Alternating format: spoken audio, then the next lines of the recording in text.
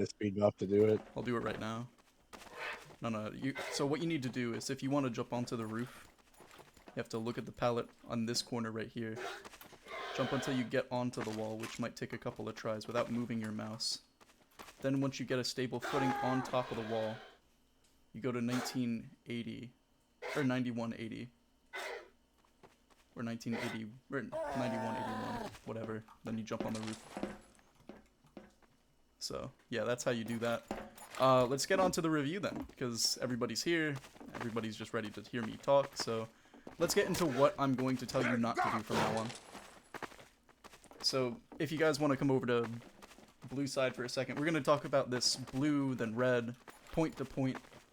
But one thing that my team really didn't want me doing was just taking this fight. This fight has become just solved. If you take this fight, you're kind of at a disadvantage. The only reason why you're not going to have a disadvantage is with the teleporter, but teams have started putting snipers watching this window, so this spot became irrelevant quickly. What I will say is if you do want to do this, remember, just try getting a teleporter, or even if you just want to go for a sack, just check to see where their heavy's playing. If their heavy's playing in tunnel, you might be able to just do a sack into tunnel by going over here and then shooting the wall like this. This is an idea. The other idea is pretty self-explanatory. It's just jump onto this and then strafe onto here. But might take a couple of tries. So it's just if you want to be in quick and want to get a cheeky kill. I wouldn't really suggest you doing this unless you just like spawn, for example. But that's everything about this side that I really want to talk about. Let's talk about cart. Now with cart, this is where you mainly want to play for first.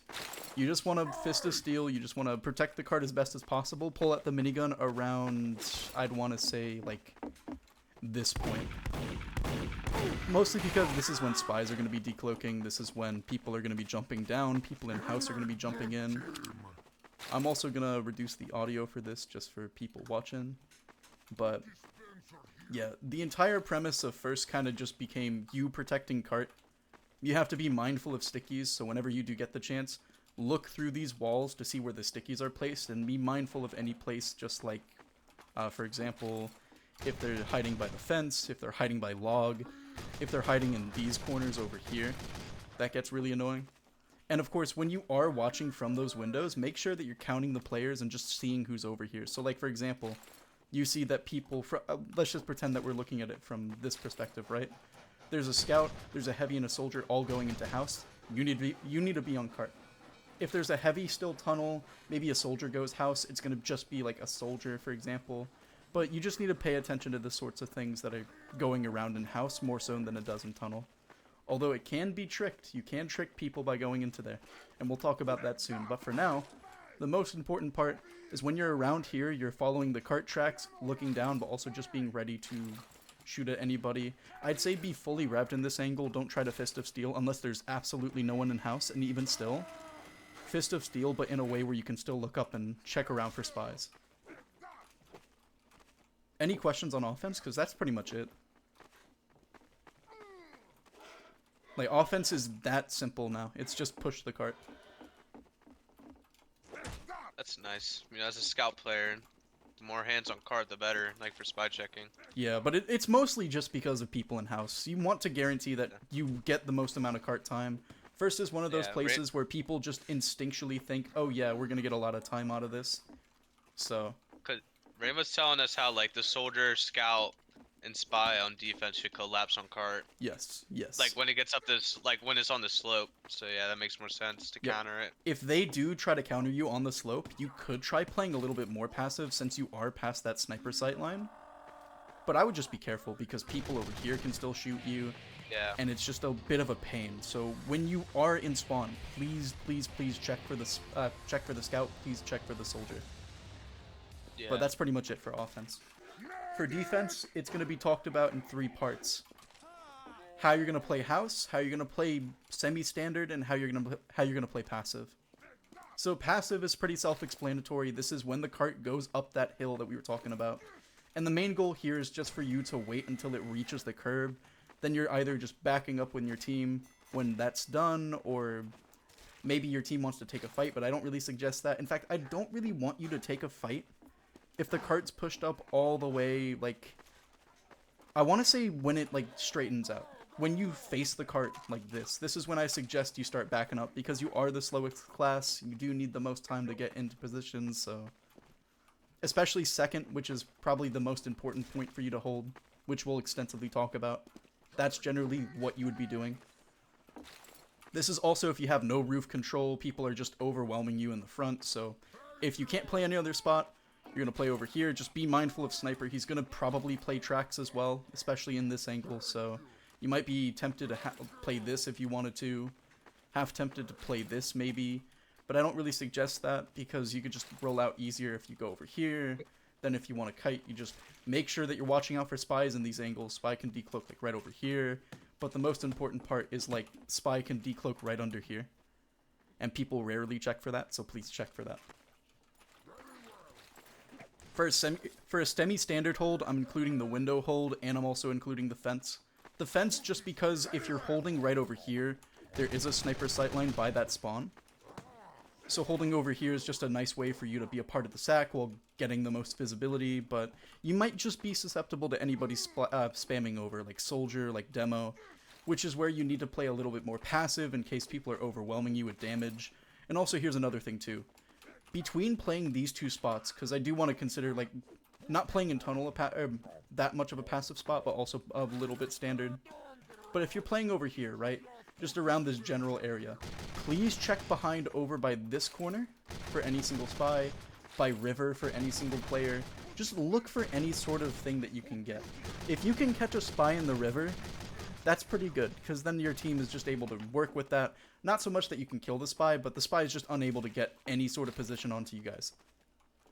Just be careful though. If they are going for a sack, Soldier over the roof, Demo over the roof, spy is going to be on the gun.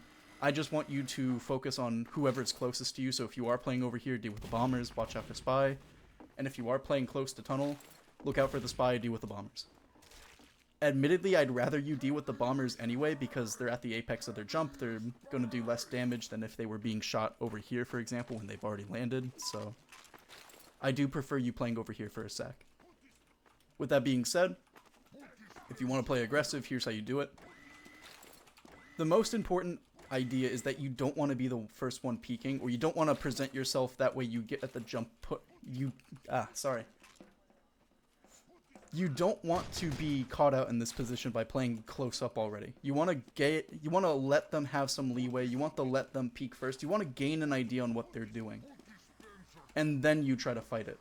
The downside with this, though, is that you're kind of oblivious to anything else happening on cart. So if there's a sniper watching main tracks, if there's a sniper watching spawn, for example, if they're aiming for a fight against you, that's one of the few ways that they can really destroy you. Like, if they just coordinate together a sniper and a heavy, they can really put the hurt on you. So if you do want to play this spot, you kind of have to do it in a way where it's like, okay, they're sniper and heavy, they're probably not going to coordinate this, or hey, they're going to coordinate this, maybe I should bait somebody to shoot first, then I capitalize, but even still, it's like, I don't know, I'm not really a big fan of this hold outside of pubs. It's good, don't get me wrong, but people just know how to counter it. Like, the one angle that you can shoot from is the one angle they need to shoot you from, and they just shoot at you. They shoot at you better because of it, so. Anyway, any questions with first? Because we need to talk about the forward, or we need to talk about the aggressive play. And I call it play, not hold, because you're just going to die for, you're going to die for cart. It's a play. You're just aiming to stall and get time. I'm going to talk about... Plays at mansion?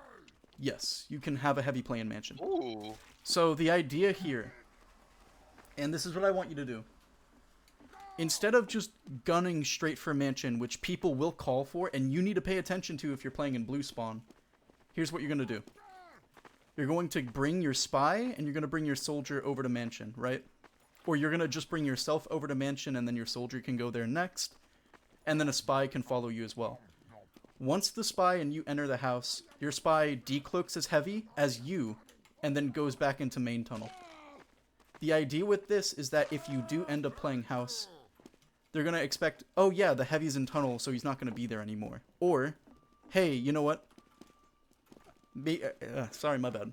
But yeah, that's the entire idea. It's just deception. You just show yourself, by walking over here, but then the spy walks out in your place and they're like, oh yeah, they're not going to do anything, right? So I like this spot where Glamrock Freddy's standing. This is the spot where you would stand with your soldier. And the main idea here is that when it does get to that bend, that's when you do start fighting. And the way that I want you to do this is pretty simple.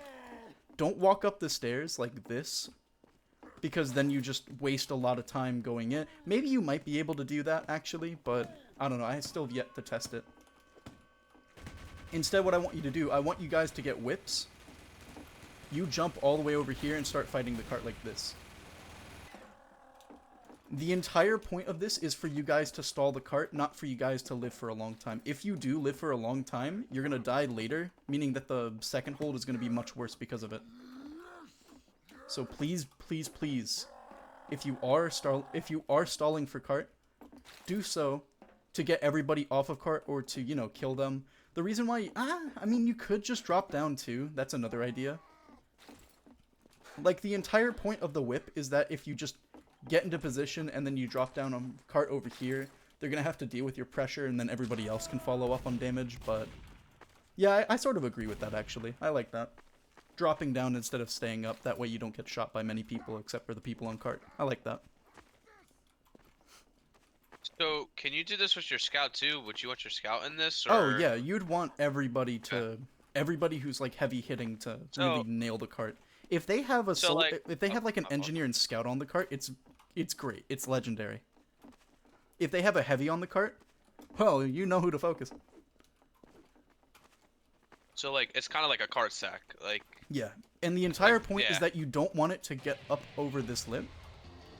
You want to make it so that it rolls down, or people are forced to play back, and then you guys can go back into house and then drop down and take a fight. It's mainly just to scam the cart. It's to scam. You ready for this? Sorry. Oh, my fault. Sorry. Yeah, it's just this cart scam. That's pretty much it. You just stall for time, and then your team just walks out. You die. You're already in spawn. You take the teleporter that the engineer builds for you, and then you get up on second. That's pretty much it. Yeah. Any other questions for first? Because that's pretty much it. Me and Sweet are gonna feast off of this information. I wouldn't suggest you do this a lot. Yeah, I feel like it's like a 1/2 type of thing. Yeah, and even still, it's like 1/2 in a scrim, or 1/2 in the official, and you just have it in your back pocket and never really use it. Like last season, I would just like coordinate with my spy. We would like collapse on cart, and it actually usually would work. Right, but people will start playing off of that fact if they do know you're doing this. Like, I would only do it like once. It does stall cart a long time, but just remember, you're not playing in mansion. Or you're not, sorry, my bad. You're playing in mansion, you're not playing in tunnel, you're not playing by your gun. People are going to bomb in. They're going to have a much better time bombing in because of that. So, it's not only a risk because you're just dying, but it's also a risk because you're not really allowing your team that much more support that they need to leave. And if they don't leave, second is free. And you do not want second to be free. Yeah. So yeah, that's pretty much it for first. One thing going into offense on second, I'm just going to tell you this right now. For offense on second, when you do spawn again or you're on the cart, I want you to stay in tunnel. And the reason why is because when you stay in tunnel, right, you're pushing the cart. Everybody, hold on, could you guys go to tunnel for a second? I just want to show you how I want you to do this. What I want you to do is, I want you to just push the cart all the way up until you get to this wall, then you're going to sit by it. What this is going to allow for your team is for you to just, you know, spy check, do what you need to do. Also, just be careful, this has really weird geometry. So you can get stuck on one end, but other people can get stuck on another. I really want you to, like, get onto the farthest one that you can, which is on this wall instead of this wall. Mostly just for spies. But once that happens, right, your team is walking through, they're getting ready for an Uber exchange through main, or maybe they're going in for a sack. If they're going in for a sack, or if they're going in for any sort of cart play, what I want you to do is try to get onto the cart and shoot the gun. Because if there's anything that a demo can tell you, pushing second sucks if the gun's not dead. So you're gonna sit behind the cart, shoot the gun as best as possible, and if it dies, that's when you can stall back, play a little bit back, or start pushing the cart some more. what you're basically doing is just pushing pushing everybody through tunnel, so it forces them to drop down, maybe take an Uber exchange while your medic runs away. But the entire idea with this is that you push the cart, so you force them down and either force an exchange to happen or not force an exchange, my bad. You don't want to force an exchange in this position because you are a part of this Uber essentially. Your main goal is to get the gun, and your main goal then is to live or die with a purpose, and this purpose is just getting them to use Uber. If your medic uses Uber, it's pretty bad for you guys. If they use Uber but you guys don't, it's a free push on second, realistically. So I want you to keep that in mind. Just push the cart, shoot the gun, and watch out for any people in the corner, right? That's how the push works, but I want you doing this in the beginning if your team is confident in pushing main tunnel to force an Uber out and forcing them to drop down by proxy. Or this is just the push that you guys want to try to do, but I really do suggest you guys master pushing in apartments before you do something like this. This only really works in a couple of situations, and that's the way that I would play it. But when it comes to this push, it's just generally looked down upon because you'd rather have a heavy in apartments. And even if they're playing down on the floor, I'd rather your heavy and soldier go up in apartments just because it's easier for you to deal with the combo, ironically. So let's talk about the reason why you actually sit in tunnel. You guys are getting ready for an Uber exchange. You and your soldier are also playing tunnel. You guys are getting a buff. When you guys are getting a buff, you and your soldier, you guys whip all the way up to apartments, the Uber goes on. As soon as that Uber ends, you and your soldier would have already been up here for a little bit. And the idea is maybe you sit over here, do absolutely nothing until your team is ready to walk in. Then you guys round the corner and take an aggressive fight. Or you guys go into this room while this is happening to get information by looking at this window. Looking at this window right here, because you can just see everything. And then as soon as they call you in, you look at what advantage you see, and you try pushing it accordingly. If they're still sitting up in apartments, you can tell your team that, and then you guys can slow down the push. But if they drop down, there's no reason why you guys shouldn't be in. But the main deciding factor of all of this is the gun. Gun sucks for tunnel, but it especially sucks for apartments, because if the gun looks at you, you cannot jump from this window, you cannot cross over without taking an extraordinary amount of damage before you peek the heavy and before you peek the soldier. So during this Uber exchange, I really want your spy or anybody else on combo to deal with the gun. I don't want you guys to deal with the gun unless you're in main tunnel, mostly because you need to be keeping your heals up. And you want to use these heals to get space as much as possible, right? Like, if they're down players in apartments like a heavy or a soldier, you guys just put everything you can, you and your soldier, to pushing this angle. And from here, I don't want you to specifically, like, rev all the way over here. I don't want you to rev in the back shutter over here unless you're going for, like, a gunplay, for example. Like, if you're calling your spy to get in, they sap the gun, you shoot it at the exact same time. You guys kill the gun, people show themselves, and you start shooting them. That's fine, right? But if you want to get the most out of anything, you're going to have to probably just put yourself in the position for you to be immediately in. Or you're going to have to play it smart where you jump rev in the middle and then start fighting whoever you can fight. But generally speaking, don't rev over here, or rev all the way over here. It really does depend. And I don't suggest you doing the latter if they have a heavy and soldier playing apartments. I only suggest that if there's only a heavy playing apartments and you guys can clear them out. But here's something that's changed with the meta.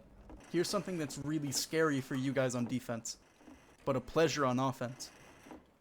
You ask your spy to call where their soldier is. Their soldier is probably just going to play on top of main tunnel. Or side tunnel, my bad. He's going to play in side tunnel, mostly just to watch out for any sort of scout and soldier play, or any sort of sniper play that could really happen in that situation. Because of that, the heavy's sort of left alone with the gun. This happens a lot more than you guys think, right? It happens a lot. I want you guys to abuse that fact. If you hear that a soldier's playing side tunnel, you can tell your team, or you guys can probably just tell your team that this is a situation that you guys want to be in for. But if the soldier's side tunnel, you and your soldier, the idea is for you to walk in and kill the heavy.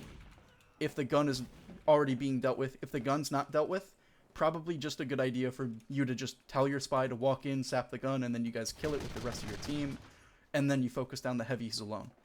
Plus, you can also see if the soldier's bombing in to help their heavy, so you can shoot him as well. But yeah, the entire idea with this push, why it's so bad, we're gonna call it, is because you need to put a lot of commitment into actually making this push work. And I don't really have a lot of good advice to give because a lot of it is just DM. A lot of it is circumstantial. A lot of it is a lot of different things. A lot of little different things. But most of it boils down to combo positioning. Most of it boils down to the positioning of soldier and the gun. That is true. That is also true. If you see that the soldier's playing in apartments, you can call that out. If he's playing on top of side, you can tell your team that you're ready for a sack on the gun, or prepare yourself for the sack on the gun. And here's what I do not want you doing, right?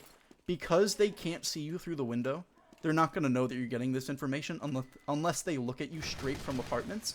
Here's what I need you guys to do. Please do not look straight out and hold your minigun barrel outside. They will see it. They will know you're getting information.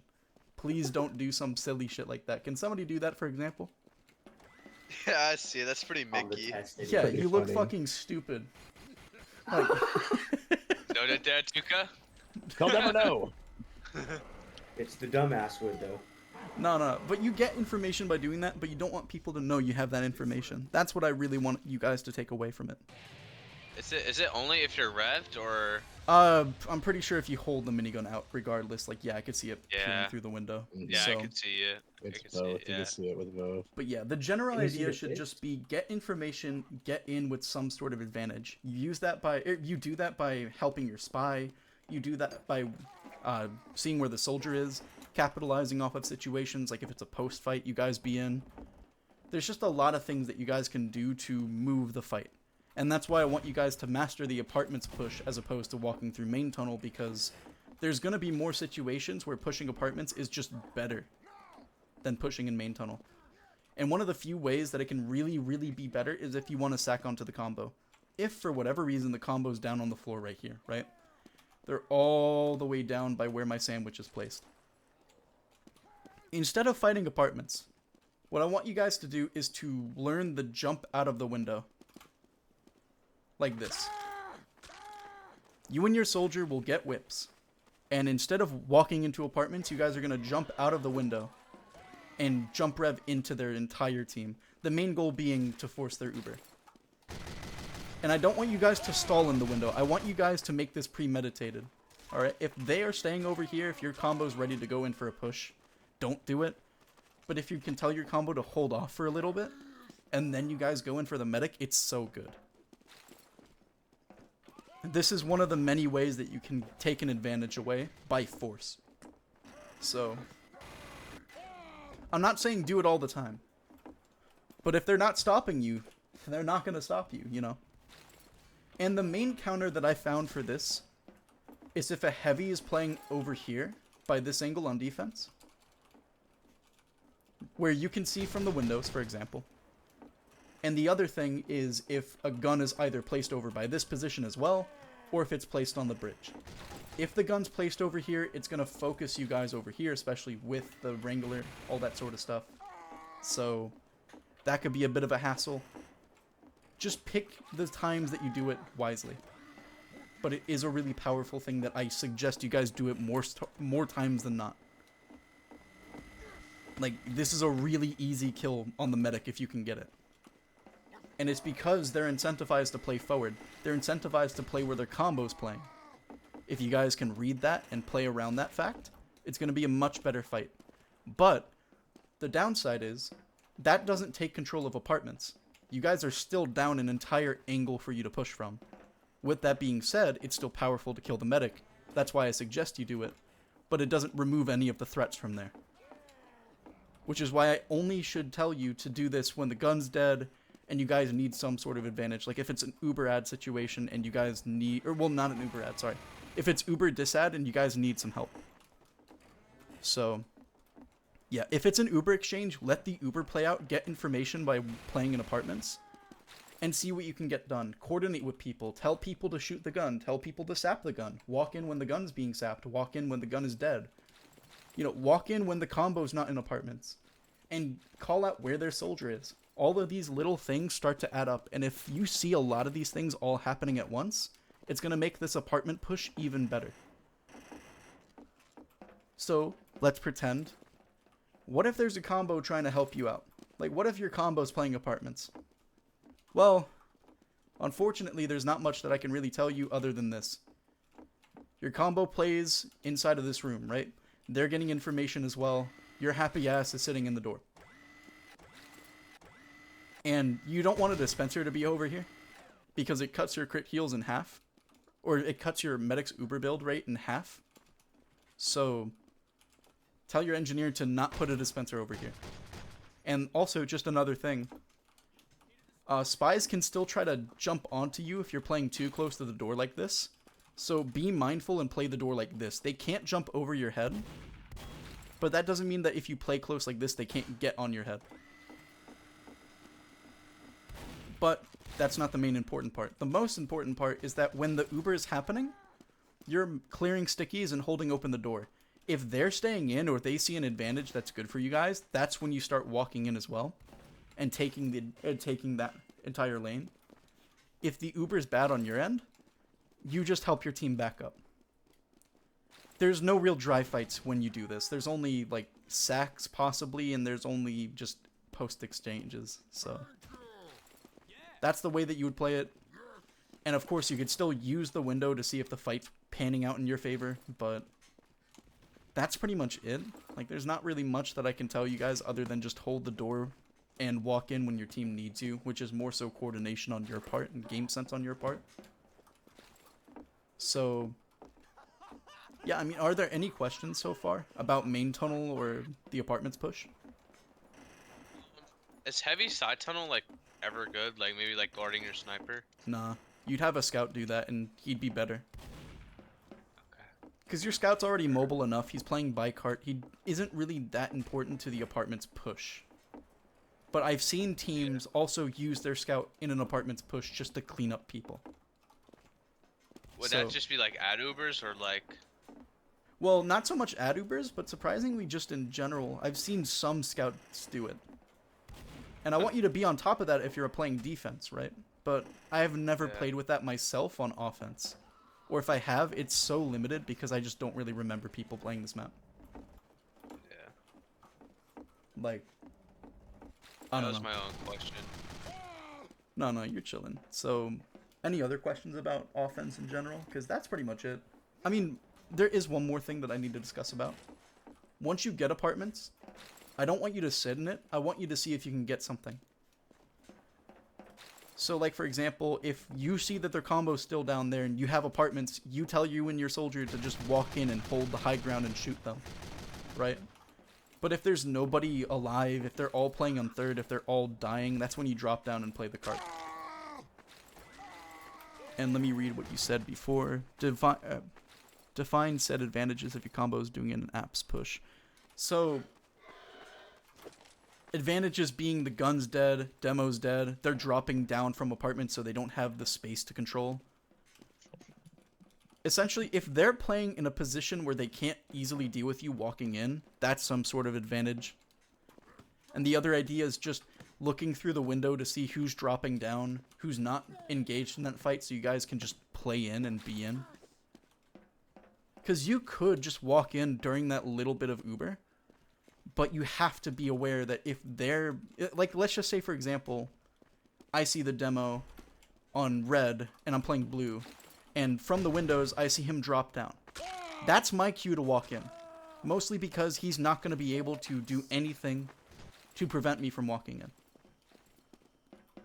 And I think that's sort of the idea with apartments in general. If you are not prevented from walking in, you walk in. And if there are things that do prevent you from walking in, you get those done, or you get those dealt with before you walk in. About pushing off of post-Uber situations, or... Yeah, pretty much. And I mean, it's just like a normal Uber exchange, except you're gonna trail it like it's an ad Uber, which is really fucking weird. But I mean, the entire point of it is just so you can protect your team. Like, if your team already has apartments, if it's cleared, you just watch out for a spy and a soldier bombing in, and a heavy walking down. Or anybody under here, for example. Because some fucking freakazoids will like to, like, play down here. And I'm not going to tell you to do that. But, I mean, maybe. I'm not saying no. No. Just... But, yeah. Oh, Generally speaking, you're not going to be doing a whole lot except for protecting your teammates. And if you are in during a push, it's going to be because the combo's not even engaged with you. It's not even an Uber exchange in apartments, and it's an Uber exchange through tunnel. And you're trying to brute force your way into apartments because there's no soldier and the gun's dead. Or it's just a couple of different things. But those are the things that I really want you to look out for, right? It's much less where to aim because the heavy should just be standing by the window if it's an Uber exchange and the entire team is playing apartments. He should be playing over here, or should be playing over here for post fights just so he could do that. He could just be playing on the bridge, which is where I'd want you to play on defense ideally. We'll talk more about that. But my idea is that if I have a soldier with me, this spot becomes powerful, mostly because I'm looking at the shutter. And if it opens, I know that people are walking in. The only issue is that if people are walking in and they expect me here, it's a fight that I'm going to die in. But it's also the most it's not so much the most aggressive way to deal with people in window. In fact, it's one of the worst because you push them out of the window instead of pushing them in from this side. But it's just a nice way of doing it. I don't know.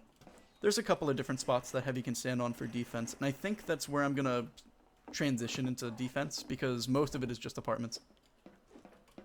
So I've already talked to you about the spots where you need to be standing, but just one thing, if your team's all playing in apartments, you get a buff over here, you can trail a little bit, you can play in this corner, but as soon as you know that they're about to take an Uber exchange, you get back into this window, you start spy checking, and I want you to do this even when there's no Ubers happening. I want you to check all of this. I want you to check all of house. I want you to spy check for a cross. And if you need to drop down for ammo, you go to this light post, and then you drop down so you don't take fall damage. But yeah, generally speaking, you want to have the high ground, right? You want to just be able to hold this for as long as possible. And because Soldier going into side tunnels is becoming the meta, because Soldier can easily deny anybody trying to push from side tuns. This is when it becomes difficult. If you see a Soldier playing side tuns, I suggest that you play the bridge. And I suggest that you play it both close, if you're trying to deal with them, and far away if you can't deal with them. The idea being, if they're pushing into you willy-nilly, playing closer is the idea, right? Like, if they're trying to sack for your medic, if you know that they have an idea to do that, a heavy sitting over here is just prepared for that. They're not going to get any space. Jumping down, they're going to die. But what I suggest you guys do is to level this out. Try playing in a range of different positions on the bridge, right? Play close if you want to, but just realize you're going to be taking more damage from their heavy, and the soldier is going to be able to deal more splash to you. And granted, the soldier is still going to be able to do that over here, but it's going to be less damage splashes, plus you also know where they're walking.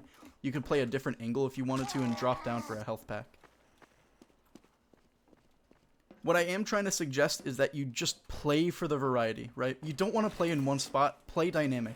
If you know that they are playing aggressive into you in apartments specifically, it's probably better for you to play it wide.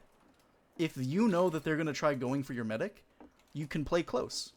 If you don't know what they're doing, playing in the middle is not too bad itself, because you could still deal with people dropping down. You can still deal with people walking in. And you can still hide in the corner and eat a sandwich in case you need to. But while we're on the topic of checking for people, Spy is one of the most important classes you need to check for. Because Spy not only gives information which you can't really deal with all too easily unless the Spy's really low on HP, but he's going to be sapping that gun a whole lot more than a lot of other maps. So, if you are playing the bridge and you're close to your gun, occasionally just look out for these creaks on the bridge, right? If you hear another person make that noise, that's when I would start turning around, because that's just a telltale sign that somebody's on the bridge. And if you see no engineer, yeah, spray the gun. Do everything that you can to just find that spy. But you also make a lot of noise crossing this gap as well, so just be mindful of that. Right? But yeah, generally speaking, you want to be spy checking a lot, especially in apartments. You want to be spy checking in-house, you want to be spy checking on the gun itself, and especially on your side as well. I've seen so many spies decloak in this angle right here. And you're just unable to do it. You're just unable to look at that or expect anybody to look at that. Another one is over here. Because if you're paying attention to every single spy spot in this area, the spy can just decloak in this, maybe try to stab you, or go for anybody on the dispenser. I mean, shit. There's even an idea where a spy can, like, decloak over here when the heavy's walking in, then he just gets stabbed. I don't know. There's just a lot of different places that the spy can come from. Don't let them come close to your team. Don't let them come close to you. In fact, that's the reason why I want you to spy check a little bit inside of apartments. Just in case the spy is trying to go for a play. But aside from that, the most important part is cart time. And if your team is playing aggressive, if they're playing down on the floor, you're playing the bridge not only to protect apartments, but to shoot the cart. If the cart gets pushed up onto your side, you do the most damage to it. Besides demo, of course. But you're also important for the apartment hold, so play your life. If they send a sniper on the left side of tunnel, it might be better for you to play over here. It might just be better for you to play inside of tunnel, inside of apartments itself. And if there's nobody dealing with it, you have to keep yourself alive. You have to kite into apartments to protect this area. And if there's nobody walking apartments and they're all sitting on the cart, there's two angles where you can shoot them from. You can either shoot them from this window, or you can go onto the bridge, shoot them from here, or drop down. That's pretty much it for second defense. Is there any questions at all? Alright, sweet.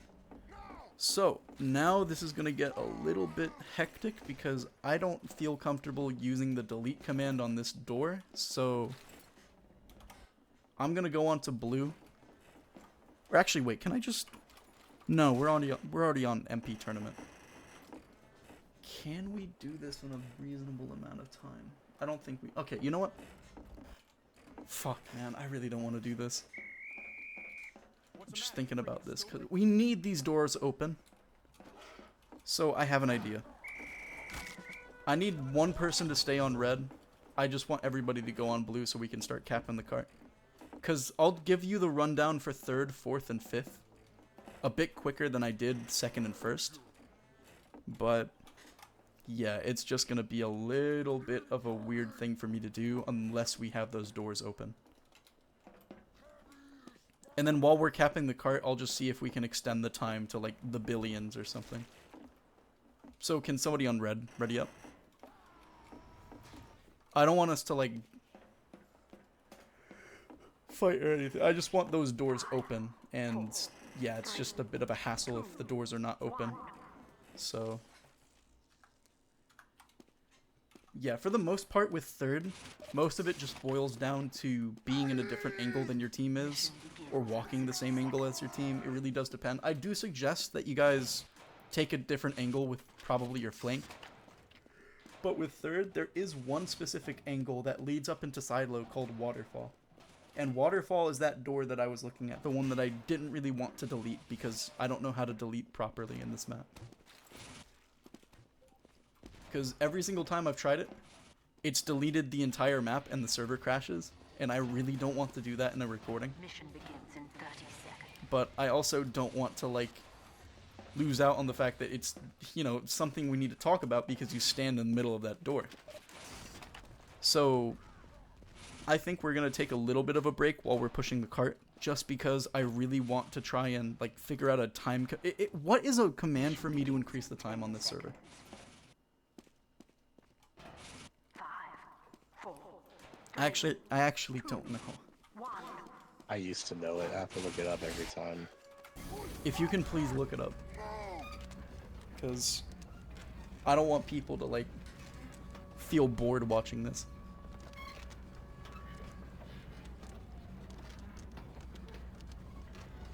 Is that it? Okay. And yeah, I'm gonna need everybody on blue to help me push this cart. I do not want this being, like, wasted. Probably should have went scout. Oh well. But here, let me just copy that command. Sorry for anybody watching the video. I am doing what I can.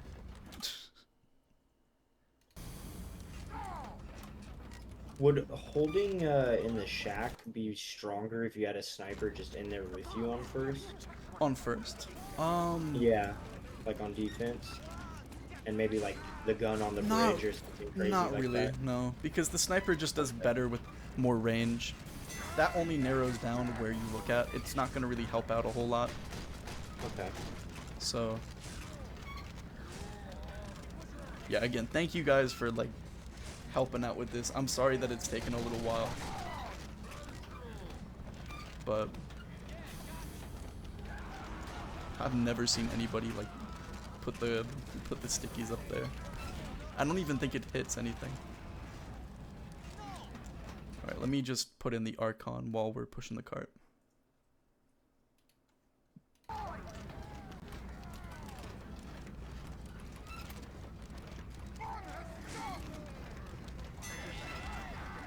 Here, let me just... Sorry, now I need to do the command for... Actually, we'll have enough time. At least to talk about third, but just because I don't want to miss out on anything, I'm just gonna do the end time right now.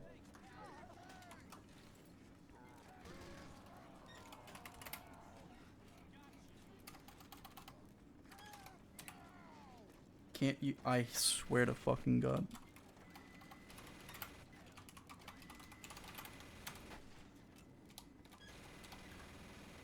Is it that work? The fuck?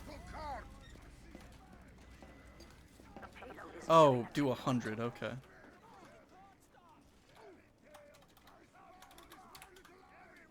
No, I mean, it's not working, I guess. Unless I just do, like, the normal one without the Archon, but that doesn't make any sense. Time has been added. Time has been added. You've got to be fucking kidding me. Okay. Alright, we can get off the cart. We have 30 minutes to talk about third. But, yeah. Let's talk about third right now. Sorry again. I'll probably put a timestamp on when the break begins, when it ends. So I'll have to do some extra work on that. My bad, guys. My bad. But if you guys want to come up to apartments, I'll just show you what to do. There's a couple of different places that you can walk to from first.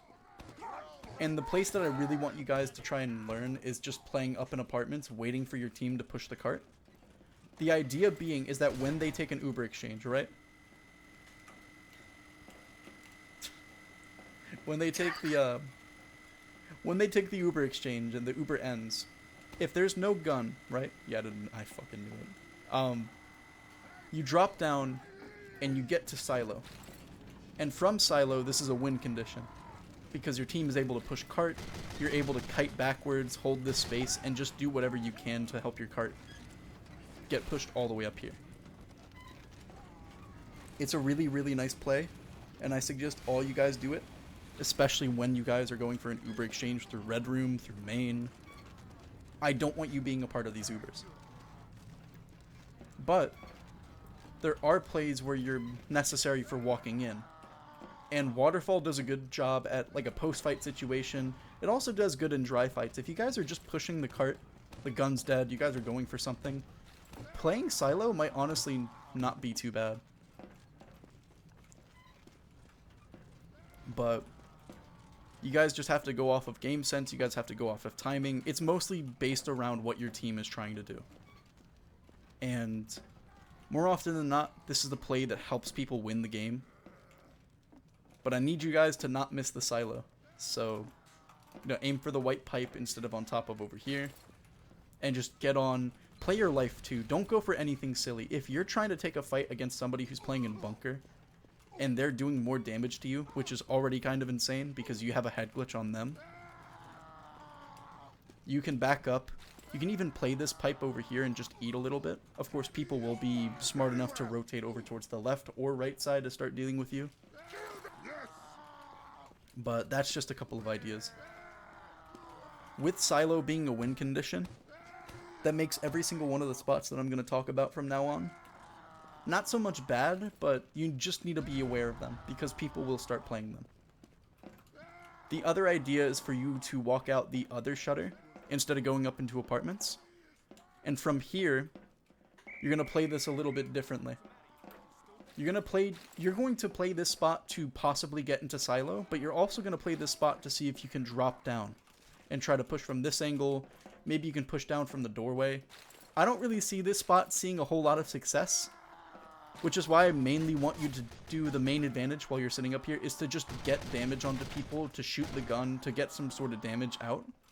But this spot is just much better for a soldier and a sniper, not you. So, in this spot, just try aiming for damage on a couple of people, try aiming for damage on the gun, but don't try going for a push. If you see that a lot of them are dead, okay, that's an example of you just being ready to go in, right? But I actually want to see, can you move out the way? That way I can get a running start. I want to see if you could just do this with Gru. I think you can. Yeah, you can make the jump with Gru.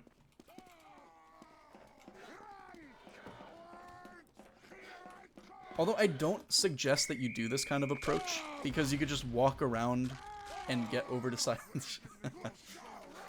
But that is an idea.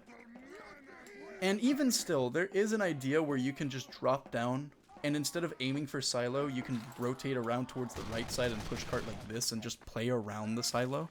That's another idea.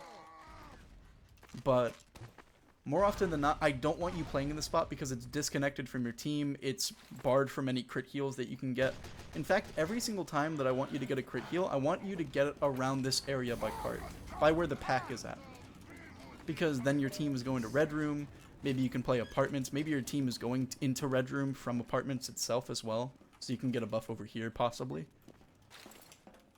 But you just want to be in a position where you're helping somebody. That's why in this spot over here, one of the best things that you can do in downtime is just help your sniper win this spot. You're just checking around over here, checking for anything. And yeah, if they're playing up by windows, it's called windows. This itself is waterfall. So yeah, you're just protecting anybody from spies, from soldiers bombing in, playing the pack. You're just being aware if a soldier plays the pack. You might even be able to drop down and kind of kill him. Maybe. That's an idea. But I'd much rather you play your life instead of going for a play that's really not too important. With that being said, though, that's all the real advantages with playing window. It's still a really fundamental spot, and I really want you guys to learn that. I also want you guys to also learn a little bit about playing inside of boiler, is what I like to call it, which is the room over here. And with boiler,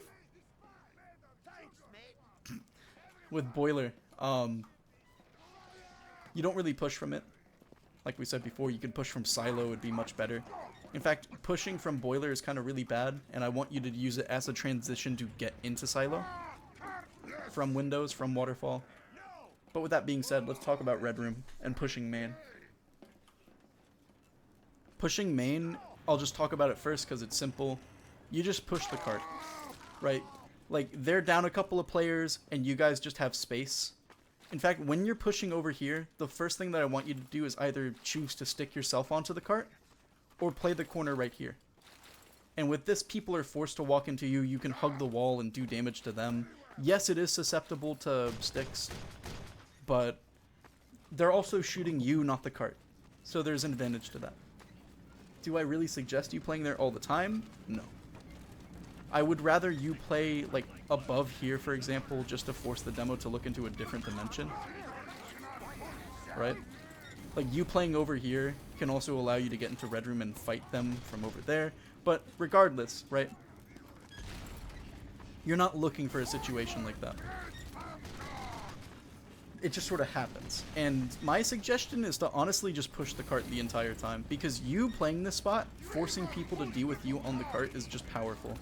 Even if they do start shooting you.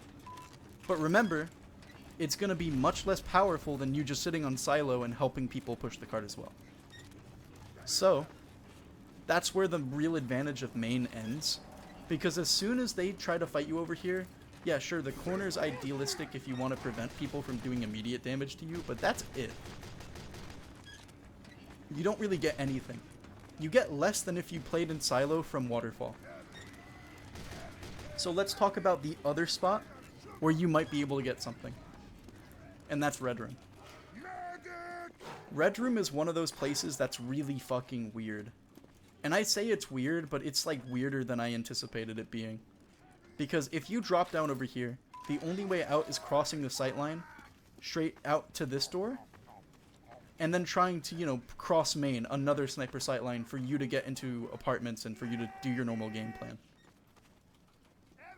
With that being said, if your team does want you in a Red Room for whatever reason, or you just want to help them, I'd suggest that you probably just stand up here for a little bit and then gauge whether or not you're important in this fight. Like, if they're down a couple of players, you might be able to just walk straight through.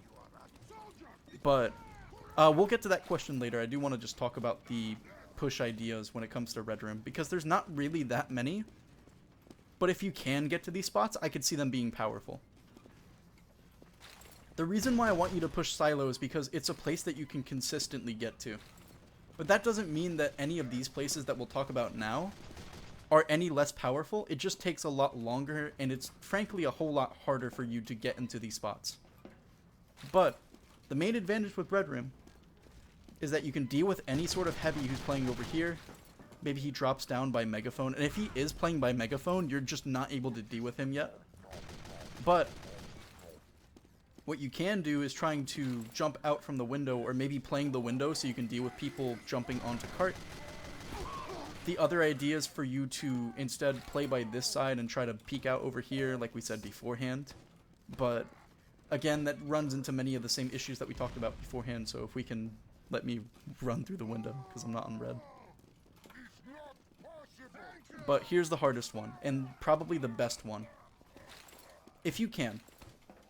And this is already cleared out, which I want you to be aware of, because you're not going to be able to see that in Red Room that you're going to be able to see in Silo. If there's anybody playing over here, like a heavy, for example, on Silo you can call that out. From Red Room, you just can't. And that's the main reason why I don't want you guys to push Red Room excessively.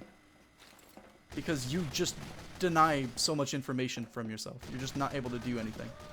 You're at the mercy of what they're going to do to you.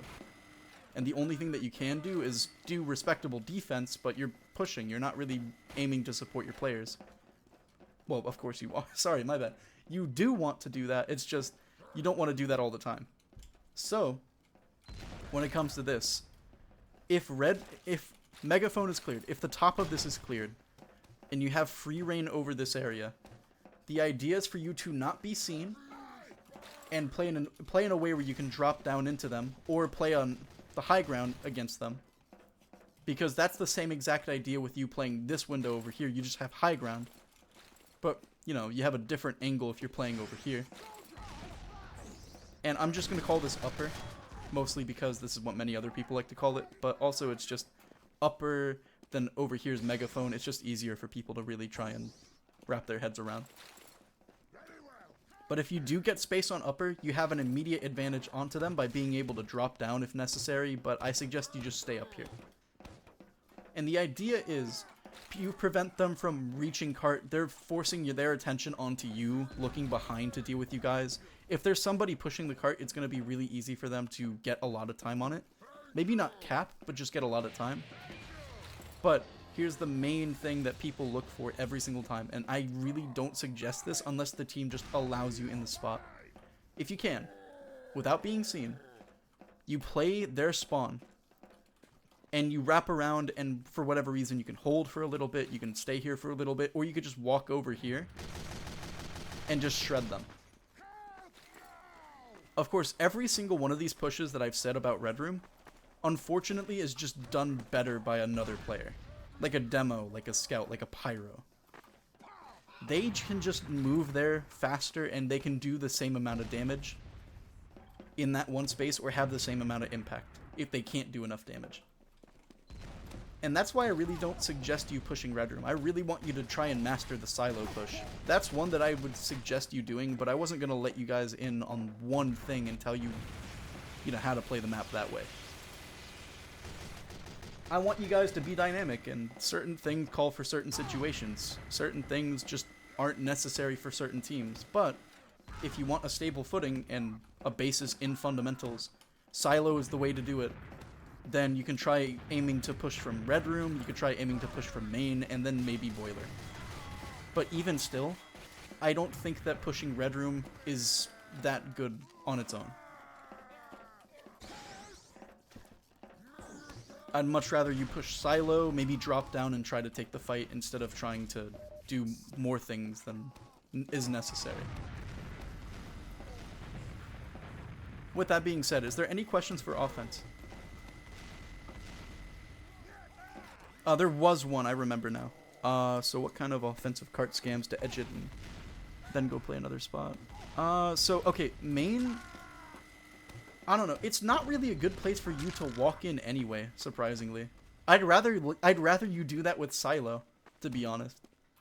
Because at least with silo, you're able to jump immediately on top of the cart, which is something you can't do with any other position. Like, upper is too far away from cart. Main, you're playing on the same floor as it, so you're dealing with a lot of the same damage. And Boiler, and going down over by this door by Boiler is just, you don't really get onto cart. But pushing from silo kind of allows you to get that jump onto the cart, and not so much scam the time, but just allow your team to edge it out. But I can see a situation where if you're pushing main, you pulled out Fist of Steel, and then you just push the cart, forcing people to look at you, forcing people to get onto the cart to stop you. I don't see main being bad in that situation, but I do think silo is an idea in and of itself. On top of the painting in Red Room. I don't think you can, no. If you can, that's news to me. But... yeah, I've never seen anybody even attempt to do this. Like, you know what? I'll do... hold on, let me try this out. I'm gonna try this with the Soldier Whip plus the Gru. Yeah, there's just no way that you can get up here. I think. Because look at the slope, right? The slope works on, like, Vigil, for example, on Vigil offense, because it's sloped from the biggest part down, going up is the smallest part. With this, it's the exact opposite. You actually can't... you can actually get stuck, too. So I don't suggest you doing that. No. You sent me a vid? Okay. I'll look at that later, because doing this jump... even if you could do it, realistically... it's, like, not really that necessary, because it's so long for you to do that jump, and it's just a rotate that you're gonna have to learn, right? It's AdCon 32. Yeah. But, yeah, like I said, I don't really suggest you doing that. Time has been added. With that being said, let's talk about defense, because this is where it gets a whole lot simpler. Defense for heavy boils down to... how aggressive is your team trying to play? How much space do you have? If you have none of those, playing over here is just your default. You look immediately onto the cart, you're able to stop people from walking onto the cart, and the entire idea is that you're actually looking up here, while being protected in all angles, possibly from a spy over here too, if you're paying attention, so listen for that. But you're calling for people in upper, you're waiting for people to drop down from Red Room, and then, if people are pushing the cart, that's when you can go ahead and try fighting it like this. But even still, I suggest that you play it wide, because if you're playing it close, that's when sniper is going to shoot you from any side over here. So you playing it like this is just going to protect you from that. But if you need to stop them physically, playing up onto the cart is the best way for you to do that. And that's where you can like jump rev onto the cart instead of fighting it. Like with Asheville, for example, which we'll talk about soon. The idea that I want you to do is, if you're playing this position, you are mostly just doing that so you can put yourself in a different position without exposing yourself to a sniper. That's where jump revving in this position kind of benefits you in that way. But if you don't jump rev, if you're just staying fully revved over here, that's when you just eat a whole bunch of damage. That's when you take headshots. That's why you shouldn't do that. So, if they're sitting by cart, if you're fighting a heavy and he's playing close, right, that's one thing. That's when you can go ahead and play it a little bit wider, although you're getting him exactly what he wants. Right, he's aiming to keep you locked in this position, or at least kill you. But if he, if he's playing on cart, if he's not there at all, maybe he's playing silo, that's when it becomes a little bit more difficult. The more I think about it, the more I realize how necessary it is for you to stay revved in this spot. Like, if there's nobody, that's when the jump rev becomes powerful, but if there's somebody, you're gonna have to deal with that somebody, regardless of whether or not there's a sniper in window or there's other people shooting you from up top. So, I think that you guys should gauge what situations you have to walk out and jump rev and stuff like that, but if there's a sniper playing on top by waterfall by windows, yeah, it's gonna suck either way, but you probably will have to just fight somebody fully revved if they are sitting in the angle right here, or they're pushing cart altogether. Any questions for this? Because this is pretty much the essential hold that you need to do. Also, keep the cart right there. That's perfect. Don't touch it at all. I'm gonna go on red, because I really want to show you some of the things that you can do on defense. Oh, I forgot there's a spawn time.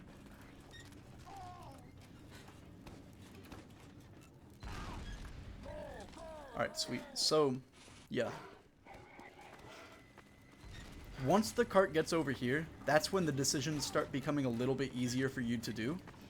And this is where we're going to start talking about, what about the Doria gym? What do you mean by gym?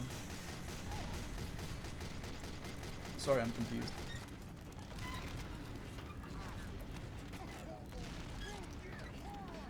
Over by, I don't know what you're talking about. Like, All the way over here in the corner by the other door. oh, no, you don't want to play. I've tried this out. It's only Okay. really good against teams who like to send people in boiler and like to peek aggressive. Like, if you know that people are dropping down from boiler or playing by waterfall, sure, this spot becomes fine. To an extent, because people are still able to get behind. Like, a spy is going to have easy pickings on you if you aren't expecting him. But the main problem with this spot, if they know you're over here, they could just ignore you. Like, they could just, instead of dropping into silo, like on the top of silo, they can fight cart like this, for example. They could just choose to ignore you, and if you try to peek them, you're away from your team, you just can't deal with them. And you're also away from cart, so you can't prevent it from walking in. Also, could we get the cart back all the way up to where it was beforehand? Because I really want to show people this. Like, if somebody can push the cart up into where I had it before. Can you push the cart, please? Please push the cart. Please. Fuck it. Sorry.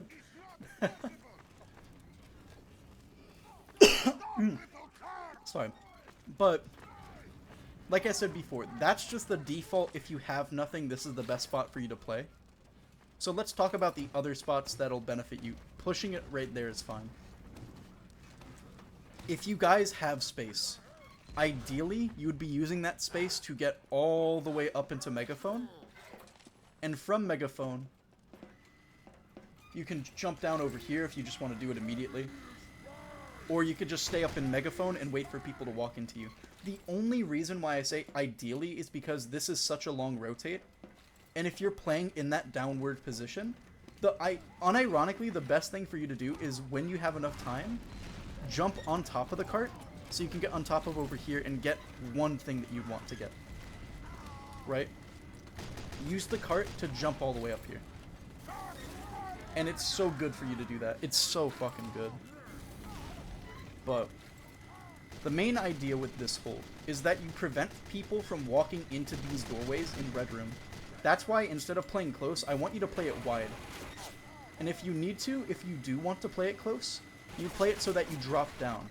And it's a bit of a weird thing to try and do, but you're not able to shoot them from down there if you're playing at Red Room unless you jump into them.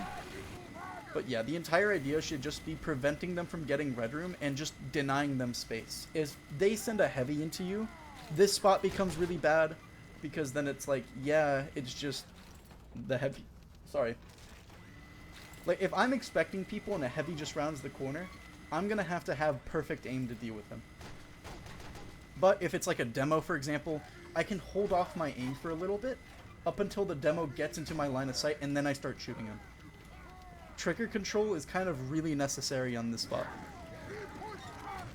But the other idea, and the most important one, is that if you have enough space and you know what you're doing, like for example, if the sniper's not playing in windows, for example, he's playing in main, this spot becomes pretty good. And the idea with this spot is that you hide yourself, not so much that you can peek down into cart, because as soon as you do that, you put yourself on an even playing field with anybody playing window, right? And that's bad for you because you do not want to be taking damage. This spot is so far away from your team. But I call it important not because of anything that can really like deny you, and there's a lot that can deny you. This is just where you want to play at first if you do have space and you're walking all the way from your spawn up into Megaphone. The other part is just being able to get the drop on people. If they're not going in to anticipate you being up here, this is when this spot excels. But people need to not call you up here. And that's where it becomes a challenge. That's why I don't suggest you play up here all the time. You do this a couple of times. And even still, you mostly want to use Megaphone for you to get into these spots where you can play deeper into them or to play more aggressive into them. I don't really suggest you using Megaphone to play in any of these aggressive spots, or to play all the way up here. Because this spot is really bad at dealing with snipers. But this spot is also bad at dealing with snipers. People don't really say it, but even though this is a powerful heavy spot, if there's one sniper in window, you're kind of cooked. And that's when you need to revert back down into the hole that we talked about beforehand. So, the main idea with this spot is for you to get the jump on people. How do you do that? If a sniper is playing by boiler, there's not much that you can do. He's looking straight at you from this angle and you're not able to do anything, especially if he sees the minigun barrel. Or the shadow. Same thing with window, same thing with waterfall. The only real thing that you can do in this spot is to get the jump into Red Room or just hide yourself from people in Red Room. If people call you in boiler, in silo, you're not really able to deal with them much. If somebody then jumps onto silo, you might have a much better time dealing with them, but you also need to pay attention to cart. That's the most important part of defense, right? So, a lot of this spot just becomes, what are they able to let you get away with? And from here, if you're playing this spot, you can deny people from playing in silo, you can jump down into spots where you can better look into Red Room. You can also do this, if you wanted to be sneaky, and jump into Red Room from the top. But I don't really suggest you doing any of this, to be honest. This is only against those teams where you know what you're doing and you know what they're going to try to do to you.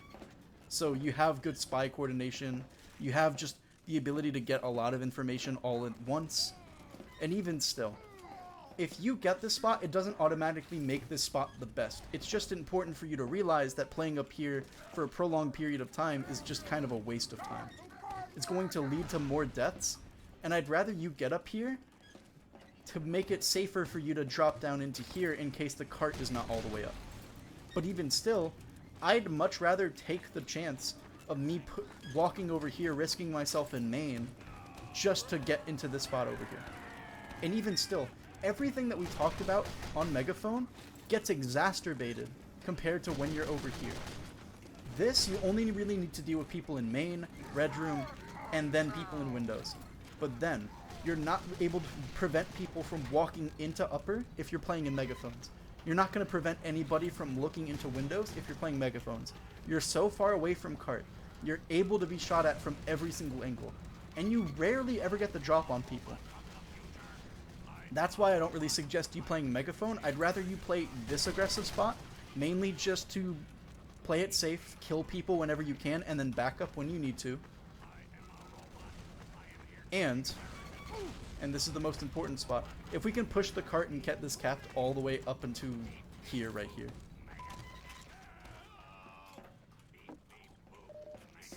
People on blue, can you push the cart? Thank you. The other idea is that you've already protected cart, right? Like, you're playing this angle, you see nobody upper, it's a fight, and you guys are still trying to fight this. The heavy, he's getting the cart all the way up, and me, I'm missing shots because I'm terrible at aiming. But then he pushes it all the way up here, he goes kerplat, and my team has control of the cart. Boom. I'm sitting on the cart myself. What do I do in this situation? Well, unfortunately, there's not much that you're going to be able to do.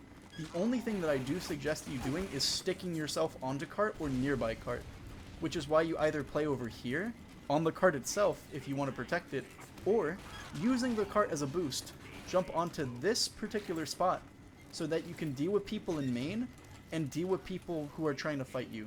But here's one thing that really does fuck you up, and I want people to go up into window. Can I get a soldier to get up into window? You can be shot from this spot. And it's such a fucking weird place for you to get shot from. When I was getting headshot in this spot, I didn't know where exactly he was doing it from. I thought that he was doing it in boiler. I thought he was doing it in this door over here. But this is a time scam. And time scams aren't really meant to, you know, they aren't really supposed to be a hold. It's just more so, hey, how much time can I squeeze out? If you're playing this spot right here, you're basically admitting, yeah, people are going to get on the cart, and this is just one of the ways where I can protect myself by not showing myself. But ironically, you could just be shot. So, I still need to figure out a lot about this one particular spot. Maybe it even might be better for you to play it in a wide variety of different places instead of like sitting in this spot alone. You just have to play around the cart so that you have to jump back on if you want to get back on. You might need to drop down, you might need to play up, you might need to do this, swing around, and try to get something. But yeah, generally speaking, you hide over by one of these corners to hide from people. And usually people are going to be looking from main, so you're going to have to take this angle. But apparently you could just get headshot from there, so it's kind of really bad. Or not really bad, but people are forced to shoot you from this angle, and then it becomes really bad if nobody's protecting you or supporting you. With that being said, I know third took a lot longer than I was anticipating.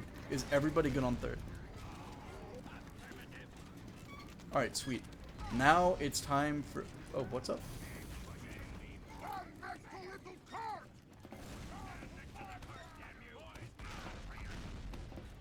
What do you mean the ledge? When do you trade versus drop down? So like on this ledge right here, right? I'm confused. Like this ledge, right? Okay, so on this ledge, you know when to drop down if there's so many people who are going to look at you, but you're unable to get the kill, right? I don't want you sacking for any single player, so you getting a free kill is really, really good. That's what I want you to get. But you also need to be aware they are playing really close to you and they can easily deal with you if you're not prepared. So, the question then becomes, when are you a part of the Uber? That's a really good question. If they start walking through main, I don't know. Okay, here's the one thing about third. If there's an Uber call, I want you to just play in the lower spot. I want you to not be seen. That's ideally how Uber should work. And forcing your med to give you a flash that doesn't necessarily protect you, because it still doesn't protect you from the window players. It still doesn't protect Silo. In fact, the only thing this does protect is yourself. Right? So if anything, the one thing that I do suggest about this spot is that it's really good at denying people space. But if they're walking through, if they're trying to deal a whole lot of damage to you while invuln, it's up to you to leave before that situation happens. Because even if that situation happens and it ends and you're fine, that doesn't prevent anybody from jumping onto silo, peeking from windows, peeking back into those spots in the exact same time. It's just a hassle, and you're playing forward. And unless your team plays forward with you, which isn't a hold, by the way, the only reason why you're up here is because you're hiding on a wall that can easily be seen from windows and can easily be seen from main if they get cart time and you're not paying attention, or red room where you could just not pay attention for a second and then you get hit by 200 damage. The only thing that I want you to do in this spot is to extend the amount of pressure that you can deal out to people. But you need to play your life. You need to play it the same way that you would any normal map. You need to make sure that you're watching out for Ubers, because ideally you are not a part of the Uber unless there's an extreme situation where you're necessary for that Uber to work. This does not allow you to work. This allows you to keep on playing the same spot, but at the risk of everybody doing the same counters. In fact, you being up here is going to allow those counters to flourish, because now you can't do anything in these positions. They're not going to peek this way. They're not going to peek main. They're going to wait until the sniper kills you in window before they start walking up. And that's the main downside with it. So you use it to be cheeky. You use it if your team is able to get the drop on people. Sure. But if you're not able to get the drop on people, or people know how to deal with you, it's still a bad spot. You're playing really aggressive into them. And they could be equally as aggressive into you, or force you to play their game as opposed to yours. This spot is very volatile. But it's also really, really good if you can get the drop on people. That's why I suggest you do this every single time that you get, because it's not often that sniper does get the window immediately. Right? Like, if a sniper doesn't go up into window immediately and they're trying to push into red room, you get a free kill and then you drop down because you're not trying to deal with any of that. That's really good. That's fine. I don't mind you doing that. In fact, one of the things that I don't really mind you doing is that if you do happen to get red room pressure, you can walk into red room. Right? Like on defense, if they're not walking immediately into red room, you might be able to jump in, play this angle, and get the drop on people, and then jump out and play this spot still. Maybe that's an idea. But all of it hinges on the fact that they're not prepared for you. And you have the element of surprise on your side. That's the main idea with this. If you're allowing them to look at you, this spot is a terrible place for you to stand. But if they aren't expecting you, if they are still trying to do the same things that they tried doing beforehand, that's when the spot excels.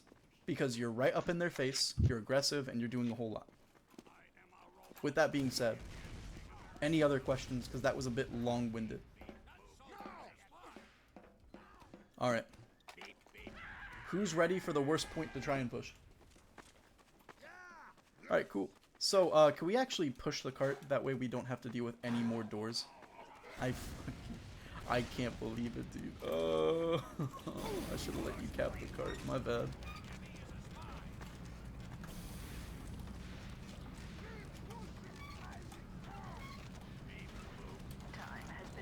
There we go. So on fourth, if we want to just continue this while they're pushing the cart. On fourth, the main idea is for you to immediately get pressure if they're still setting up. But let's talk about this in phases. Let's talk about when they don't have it set up and when they do have it set up. If they do have a setup, and they're playing aggressive, like they're playing aggressive right over here, for example, like their demos peeking wide into you, they're doing an aggressive forward hold, essentially. Instead of trying to push out main and dying, it would be much better for you to go into, I forgot what this room is called, sorry. Garage, yeah. It would be much better for you to go garage, help your teammates out, and when you guys are finally able to get some sort of advantage, use this window to drop down and hug the left side so you can play aggressive into them. In fact, those are the real two angles that I want you to walk from on this map. If you're playing offense and you're by your spawn, don't drop down from over here unless there's nobody looking at you. You use this angle, walk up all the way over here, play the left side, and that's when you can start playing the fight the way you want to. If not, if they have nothing set up, or they're not playing aggressive into you, even if they are set up, the main idea becomes pushing the cart all the way up so you can get into this win condition right here. This wall is a win condition, and I don't just mean the tree. And yeah, cap the cart, because we could just look at all the shutters, don't have to worry about any of that. Alright, cool. So now we can focus on fourth. So like I said before, for those who weren't paying attention, because they were... Thank you guys for pushing the cart all the way up. Thank you for doing that. If they're playing passive, but they have some sort of space, be mindful when you're crossing, but you generally want to try and play aggressive as best as possible. Or, if they are playing aggressive into you, if they're set up all the way over here, like if a demo's holding main, a heavy's holding main, and they're holding garage, or not so much holding deep into garage, but they have sight into garage, that way they can just back up if necessary. You push garage, help your team by, you know, not being sniper fodder and standing in this window where you can get headshot, but you're just looking around for spy, paying attention, and then when the time's right, you jump out from this window hugging the left side. That's an idea. And the reason why I want you up by this wall instead of by the tree, for example, is just because I want you to play this in a very simplistic way. Where the demo's not, you're standing. If the demo's walking right side, unless you have a good reason to try and help him get that damage out and kill somebody, like if it's against another demo, or if it's against a heavy or a medic, for example. Instead of doing all of that, go the different angle. You have a much better angle against that heavy playing this spot by the tree than he does playing the wall against you. If I stand over here, you do more damage to me than I do to you. I'm just more exposed. You are much less exposed, even if you have the lower ground. Because of this head glitch, it fundamentally changes the way that I want you to push this. And same thing if your demo's by the tree or if he's pushing cart. If he's pushing cart, what I want you to do is to take consideration of two things. One, is there anybody who's going to stop me from immediately getting cart time? Is there a demo who's going to walk forward because I wasn't able to prevent him from walking forward? Is there a sniper who's going to shoot me while I cross? If they're not doing any of that, like if they're all dead, for example, no reason for you not to push the cart, right? Like if you push the cart, or if you push this angle and try to hold it while everybody's pushing the cart, and there's nobody alive, you're just putting yourself into a position where you can get caught out. The only reason why you're standing over here, and it's a very important reason, is just so you don't die, right? But you also don't want people... sorry. What am I saying? Sorry. It's to not make sure that you're, you know, not dying. It's to prevent people from getting space onto you guys in cart. And could you guys stop pushing the cart, for example? For a second? Yeah. So, when your demo's playing this left side, the second thing you gotta make sure is, who's going to prevent my demo from getting space? Is it going to be a sniper, which I can't really deal with, unless he's playing in main? Is it a soldier? Okay, cool. Maybe he might bomb over and I might not be able to do anything. Is it a demo? Ooh, this is where it gets spicy. He's going to have to walk through main. That's where playing this spot really does become really good. You're preventing people from getting space, but even still, this is still exposed if you don't know how to play around that fact. If they are walking against this wall, you're not able to see that, and anything they can do to you is probably just going to be guaranteed damage. Like, if they peek you all at the same time while peeking that head glitch, you're not going to expect it, you're going to die, if you're holding this angle right here. If you play it wider, you might be able to catch out people, but you're also more exposed. These are necessary trade-offs. And even still, when you're walking up against this right side wall, you have to take into consideration, where is the sniper? Because it's the sniper playing by shutter, for example, he's gonna look at you shutter either way. Like, if you're playing tree, he's gonna look at you this side shutter. If you're walking right side, he's gonna look at you shutter. So is the sniper shut down? Do I peek? Do I not peek? All of these questions, all because of these one fundamental different things, which is peeking the left side by tree and peeking the right side by combo. Or by the packs. Sorry, not combo, but by the packs. And what I want you to do is to play adjacent from combo, usually. Or, if there's a necessary reason for why you're doing this, like for example, if they're all dead and you're clearing out somebody, that's when you can go ahead and start peeking the same angle as your demo. Right? Like, if there's the one lone demo who's staying up here because his team is baiting him, walking in the same angle as your demo is going to help you get that kill. Maybe he might do a lot of splash damage to you, and maybe that's a reason why you should be playing tree either way. But even still, that's a small decision that you can make. And it leads into how you can play a different fight. But no matter what, if you are playing aggressive, if you do have space, that's when you should consider either pushing the cart or playing over here. Whatever is most opportune. With that being said, is there anything else for offense? Because unironically, that's pretty much it. The only real downside is that you're going to need to pay attention to the walk up. But as soon as you get over to this wall, that's when you can start using this for information. That's when you can start playing your game. Wait. But, just one thing. If they take an Uber exchange, you might be a part of it. And it's mostly just because you holding this space is really vital, but at the same time, you being a part of an Uber exchange is really, really bad on offense. So, you mostly want to go over here during post fights. I do not want you generally in that fight. If they take an Uber around, you take the flash, run away over to this corner, or maybe over to this corner, just in a corner where you can hide. That way you're able to easily get back into the spot as soon as your team is ready to fight. But I don't want you baiting as well. That's what I don't want you to do. So generally walk up when it's a post fight, and if Ubers are becoming a factor, that's when you have to be careful in these situations. Alright?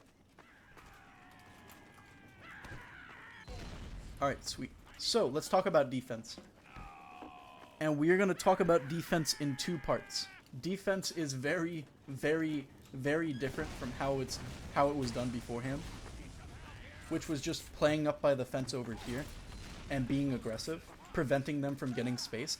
That's still a necessary component of it, but there's more aggressive plays that you can try to do. It's not just limited to playing the wall and that's it. So let's go into a normal game. You play over here if you have no space and everybody's, walking forward. This is just a losing condition, right?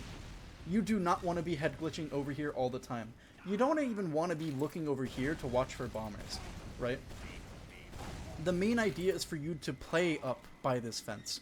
And from there, you drop down if you want to kite an Uber, or people are all walking into you. But that leaves you exposed because if you're playing over here all the time, the heavy's just going to have free reign to get tree, and tree is much more powerful for him than it is for you. So, then, this spot becomes about preventing people from getting space. And more so, what angles am I able to peek to prevent them from getting the most space? And what angles can I get to deal with people immediately, or to get the jump on somebody, even when they have this little angle where they can look at me from? The main idea with this is to just get the drop on somebody. If you see them by this, you might have the opportunity for you to peek around this wall, but just because you could peek around this wall doesn't mean they're also looking at you. It doesn't mean that other people are also looking at you. In fact, the most important part and most important consideration is that when you peek this angle, where is the sniper standing? If he's standing by garage, is he standing over by the pack? Is he standing all the way over by garage itself? And if so, what angles do I peek from in order to help my team get the best advantage? Or do I not even peek an angle at all and just try to fight the people on this on the point, or support my teammates by playing a little bit back? A lot of this is just tug of war. A lot of it is cat and mouse, right? It's just giving up space when it's necessary, taking back space when it's necessary, but never giving up space, never allowing them to get space up into your face. Which is why it's important to understand the forward hold, and I'm just going to tell you this right now. If you are playing forward up into their main, the only idea where I want you to do is to play up over here by this wall. And the idea is, if you're playing up by this wall and everybody else is playing with you watching this spawn, they're forced to go garage. And once that happens, there's not much that you can do. I don't suggest you play forward. That's when you back up, because if they are starting to play garage, They just can walk up into you, they have more space, they can do more damage to you in the long run, and they're right nearby their spawn. So be careful of that. But the other important thing to consider is when I'm pushing into them and the sniper's dead, who's immediately on this wall? Who's running away? Another thing to consider is where is the spy? Because the spy can be a huge pain in the ass. You want to know where the spy can decloak where he won't be seen? He could decloak right over here, for example. And then he can like stab you from right over here if he's paying attention. You need to be aware of that. That's why when you are playing these aggressive angles, you see what you can get away with, right? But you don't play there the entire time. You play dynamic. You play non-static. Because every single one of these places have a counter. Whether it be just having the space to walk you down, whether it be preventing you from peeking the angle altogether. And this is where the important aspect of heavy comes in. This is the old way of playing heavy, right? This was the only way that I knew how to play heavy back then. You want to know what I figured out going into these past couple of seasons? Sometimes it's better for you to play in a very, very, very different way. And I'm just going to tell you where to stand. If they are going for an Uber exchange, and you have the time, whether it be you're dead, whether it be you're just waiting for stuff to happen, if they're trying to send soldiers behind for you, for example, or you're not able to deal with this, I want you to make habit to get into this spot. And I'm asking you to get up into this spot to deny soldiers from getting this area, from spy checking, but you also are able to play aggressive when the time is important. Sometimes it's better for you to play out and wide so you can get information like that instead of playing close, where you're risking yourself for that information. But the only disadvantage with this is that you need to pay attention to the game state. You need to pay attention to who's on cart, what time it is, what time is better for me to play in, what time is better for me to play out. In fact, you can actually jump over onto here with the GRU if you wanted to. So, the most important part with this is how much can I get away with, but also, what's important, what am I doing over here? My most important point when playing over here is just to help my team while not exposing myself. This is especially good for post-Uber situations, but it's also good at just a sack. If they're sacking into your medic, you're stopping them at the apex of their jump, but you're doing it in a position where you could still play aggressive while not allowing them the space. You still are playing passive, but you can still peek this angle, right? You could still play all of the same spots, and you can get back into these spots when you have an advantage. But the main downside with this is the rotate, because if you're rotating just because you're seeing an opportunity to rotate back, you know, for example, right? Like, let's just say I'm playing forward and I don't have the GRU. I'm not going to expect myself to run all the way over here and go up the staircase from there, or even go up into 5th, go into paint, and then go there into the spot. No, my main thing is that I'm keeping the space for as long as I can keep it. If I die, then I consider going into these spots, which is why I think from this point on, playing with the GRU on this map honestly isn't that bad of a strategy. If you can get whips, it accomplishes the exact same thing. But the idea is you play flexibly, and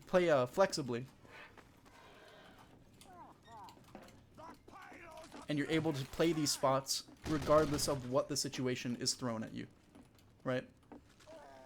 That's why I want you to master this jump as well, Jukebox. In fact, I suggest every single heavy try to master this jump with the GRU. It's easier with Spy, and if you want to, that's when you can go back down to other classes like Engineer, who moves at 100% speed. But the entire point of this is that it's a way for you to deny people from getting in behind, like Spy, like Soldier, but it also offers the same advantages while also allowing you the opportunity to not be shot at all. But you're also far away from your team, and if you don't have the good game sense, it's not going to be a good spot. That's why you need to be playing aggressive when the time is right. So, are there any questions for defense? Because that's essentially it. I won't talk about the aggressive play that you can do to scam time off of fourth, because the more I've really like tried to look into it, it's only really done in certain teams, and it's only just to it's this time scam at the risk of losing fifth. And I don't think I want to teach that. So is there any other questions? Because we will get onto fifth. Alright. So, with fifth, Time has been added. this is where it gets a little bit different. And I say different in not a good sense, because there's so many different things that you can try to do. But most of it is just dependent on what the team is able to give you. On their side, on your side. Like, if their sniper's dead, pushing the cart from here honestly isn't a bad idea. And you might want to do this anyway. But we'll get to that later. Let's just talk about the two main ways that you'll be pushing this.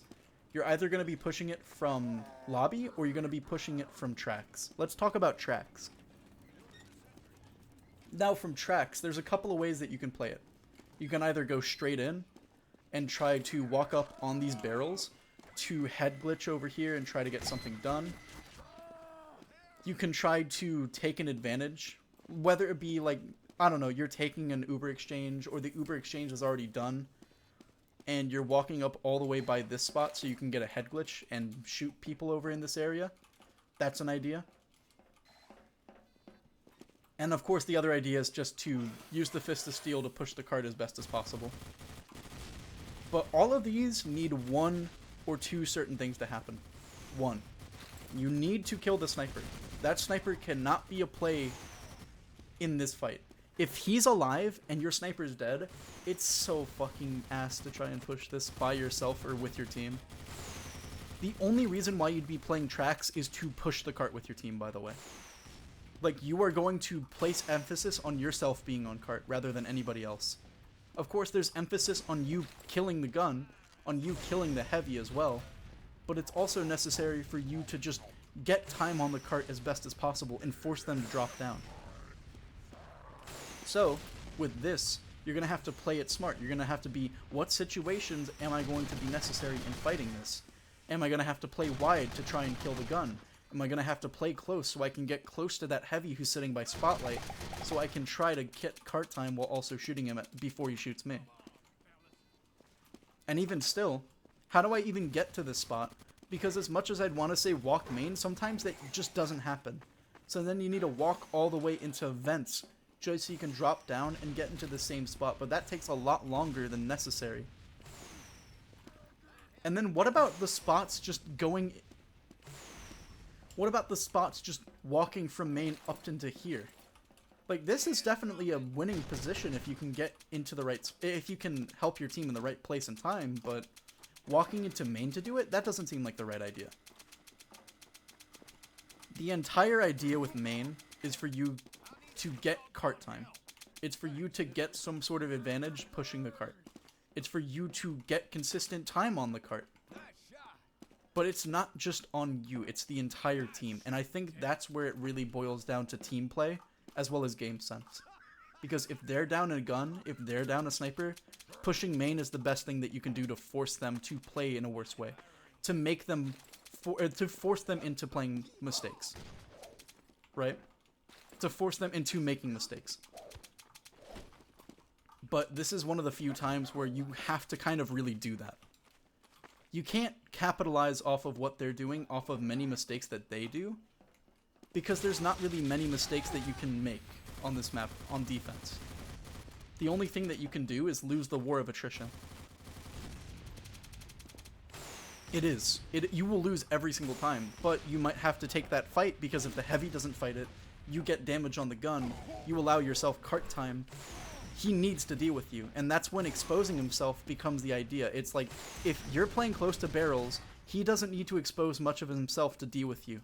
And if he does, if he wants to get the drop on you, he's playing wide.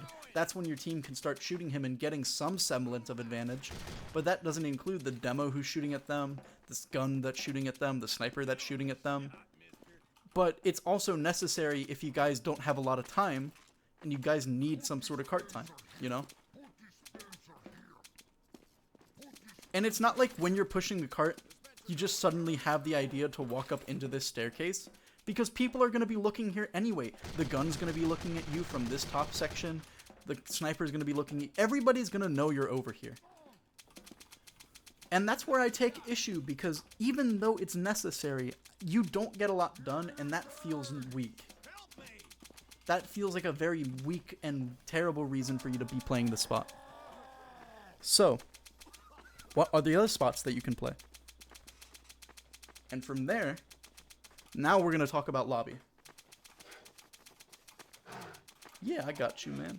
I'll let everybody know when the recording's done, but sorry it's taken so long. Sorry it's taken 2 hours just to get to the offensive fifth.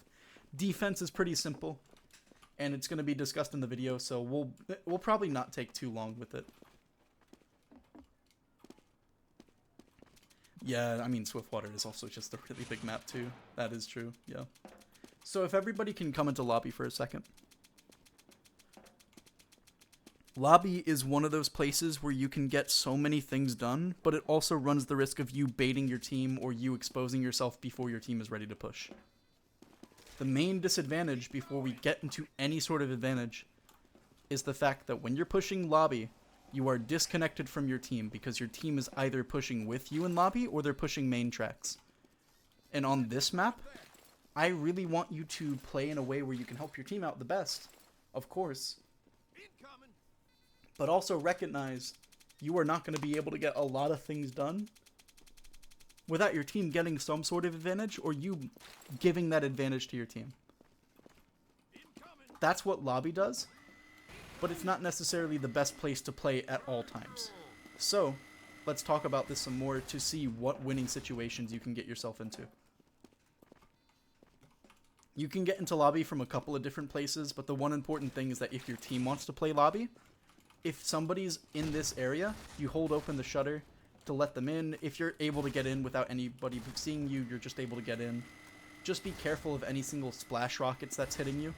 Any single splash or any single spy that's trying to shoot you at the same time. One of the worst ways to get splashed or to take splash damage is if the soldier's playing over here, for example, and he just like corner peeks, then backs up all the way to paint. That's really annoying. But generally speaking, you're either going to be pushing from this angle, getting in and crossing this sniper sightline to get into paint, or to play close to this right side window. Or you're going to be opening the shutter so you can then cross another sightline for you to get all the way over to this window. And this is where it's going to differentiate between teams because there's a couple of different ways that you can change the way that you play. One of the few things that you can do with your team, and when I mean team, I mean specifically you and your soldier, is a post-fight situation. Let's just say, for example, it's a post-fight and you and your soldier have lobby, right? You guys have the left side of lobby. If you guys have the left side of lobby, right? And it's an Uber exchange. Like, you guys already get the gun. It's a really nice Uber exchange. It's a post-fight. You and your soldier can try to force your way out over towards the left side and get something done. This is especially good if your team is also pushing the cart at the exact same time. Just keep in mind, this is a winning strategy regardless of what person peeks this area, because just forcing people, especially the heavy on defense, to turn around and not deal with people on the cart is powerful, right?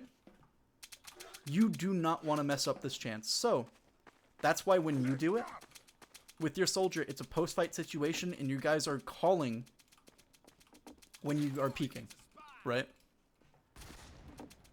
Like, your demo calls that he's peeking main, you guys shoot the gun at the same exact time, or you know, you can actually do that too. If the gun's still up, you can shoot from this angle with your soldier. Of course, you're going to have to be mindful of any single person trying to shoot you from these hexagons.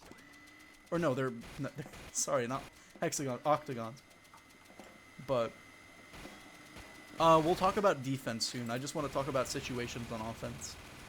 So yeah, so for offense, right? You and your soldier can peek out all the way over here for a post-fight situation. That's a good idea. If your team is playing lobby, that's when I really want you to start focusing window. Because you playing window when your team is pushing the cart is baiting.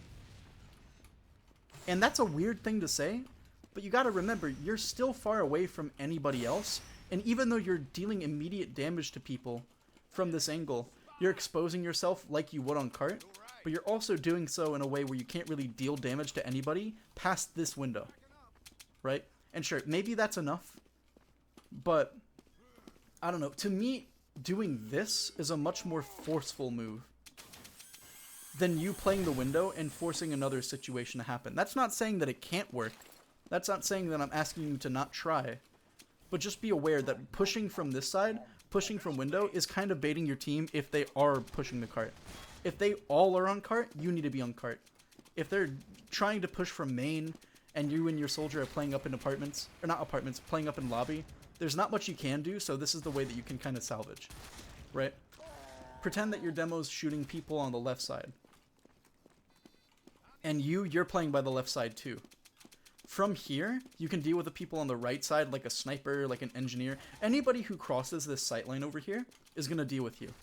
However, and this is something that I really want you to pay attention to, if you're trying to peek the window for the heavy, you don't do it in this way. What you do is not do this, because you expose yourself to everything. If you want to peek people on the left side, you play right. If you want to peek people on the right side, you peek left. So if there's a heavy playing by spotlight, you can shoot them from this distance and force them into that corner. But just remember, it's much less forceful than if you just walked in with your soldier from this left side angle. Because at least then you can walk in and be aggressive instead of having to wait for them to play in the corner. It allows them to live, and by proxy allows for a repush to possibly happen. And even still, playing window, even though you can get the gun, even though you can force people away, that's what this spot is best at. It's catching people who are not prepared and forcing people away from this area, which might be necessary, but I don't know. It'd be much better for you to guarantee kills, to get those guaranteed kills. But window, going the left side with your soldier, those are some ways to do it. And there is one untapped way that I'm just thinking about right now.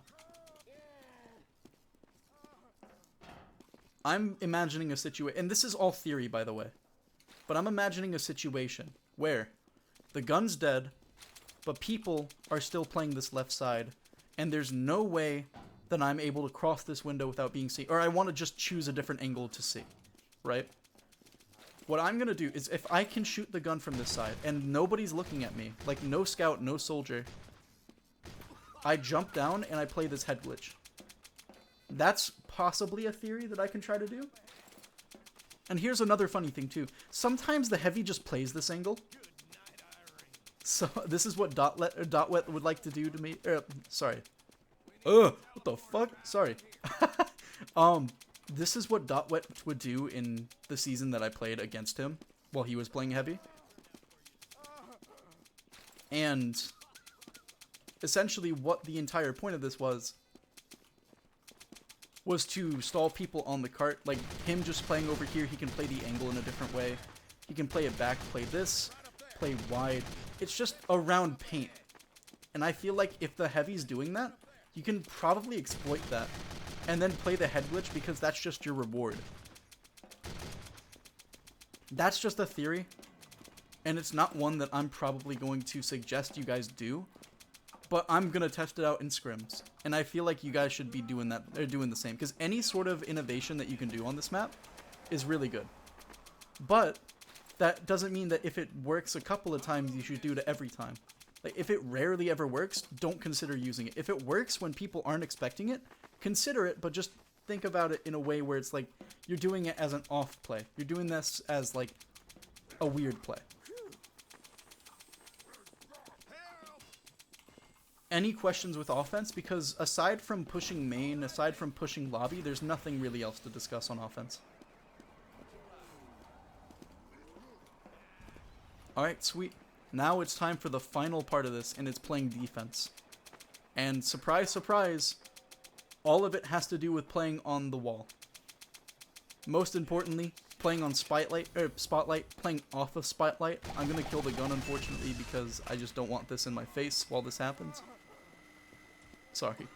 But the idea being I'm playing up against this wall in its entirety. Not just playing this spotlight, but playing this spotlight, maybe even playing over here, for example.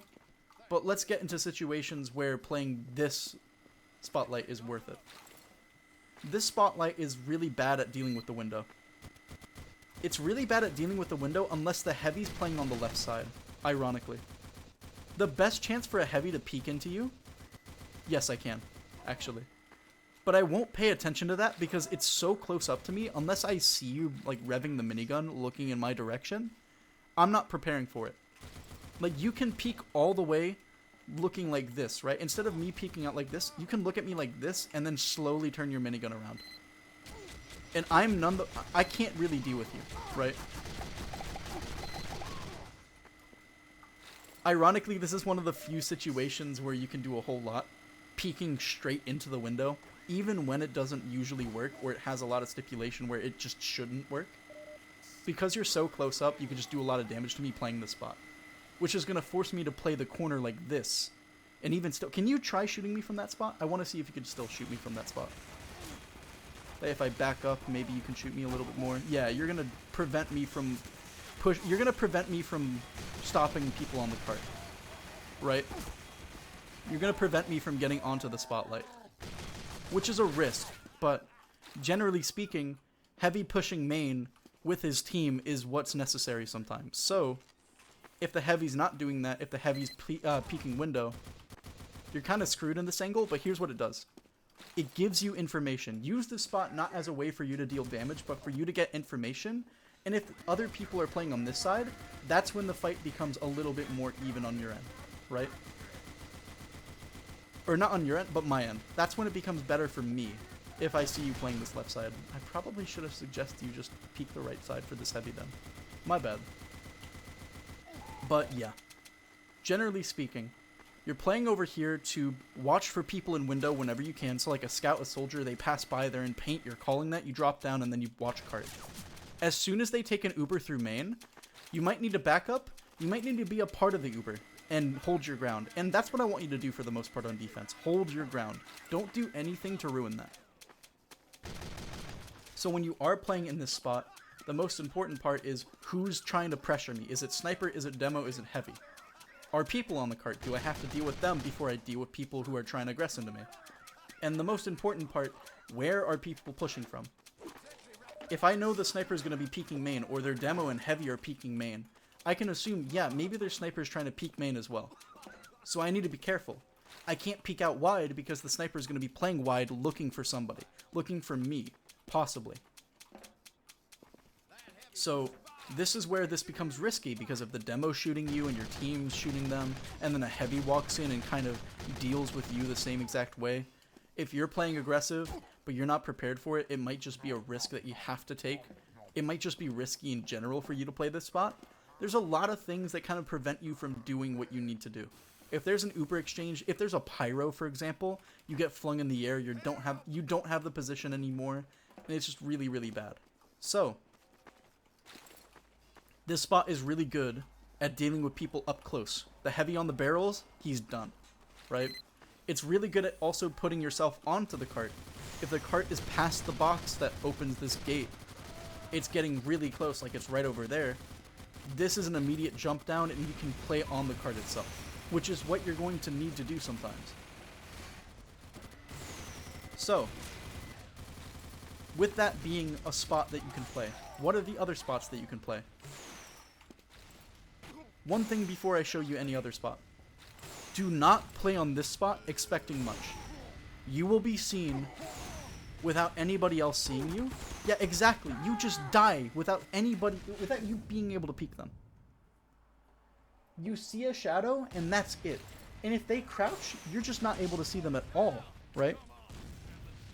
So once I spawn, I'll just show you what to do. Instead, you have to cross this, right? And then you can play these spots. This spot is really good at denying people from getting the cart. It's not going to prevent people from going window. It's not going to prevent people from walking up this staircase. And the same exact thing goes with playing this spot and possibly going this spot. If they're going to take an Uber walking up the staircase, these spots are pretty bad. But if you're hiding over here, maybe you might avoid it for a little bit.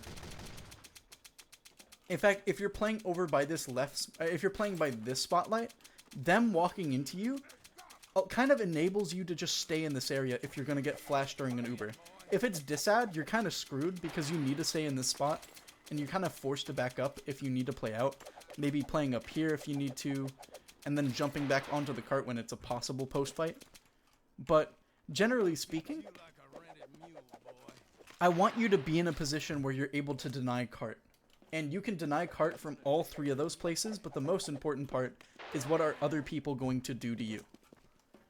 If you are not prepared for them walking up here, you might die. Which is why it's important, and I say this every single time, for you to play 450s. For you to get buffs. For you to get healed before you take any bit of damage. And for you not to be damaged before you get those heals. This is why it's so important. Your life is so important on this specific point. You're required to sit behind the cart if the cart teeters around the edge. So, what do these spots enable for you? And what's the general theory with it? The entire theory with it is that you're able to peek in a different spot and force them to play in a dynamic way to counter your dynamic way. Right? Like, if you're static, if you stay in the exact same spot, none of these spots will work. But if you change your angle, if you change your approach, and you realize where people are walking, it's going to enable you to make these decisions, not so much to counter what they're doing. Of course, that is a necessary part for what you need to do. But you could just get a different angle on them. You can surprise them. And that's something that you can do a lot on this point in particular. But when the time's right, when it's necessary, yeah, that's when you need to just drop down and play the cart. And that's where I'm going to end off the lesson. Does anybody have any single other questions about what to do on this map? Is this spot even good, where you're standing right now? No, I don't think so. Because, guess where I can shoot you from? I want you to guess. No, stand up there. Stand up there. I want you to guess. No, how about this spot? Look where I'm sitting. You can jump down. Look at where I'm sitting. I'm shooting you from all the way down there. Which is why it's much better for you to be playing more active so you prevent that from happening. But yeah, if... Oh, so on defense, right? Or on offense? Because sentry on defense, you want to, you know, keep alive for as long as possible. On offense, you want it down as quick as possible.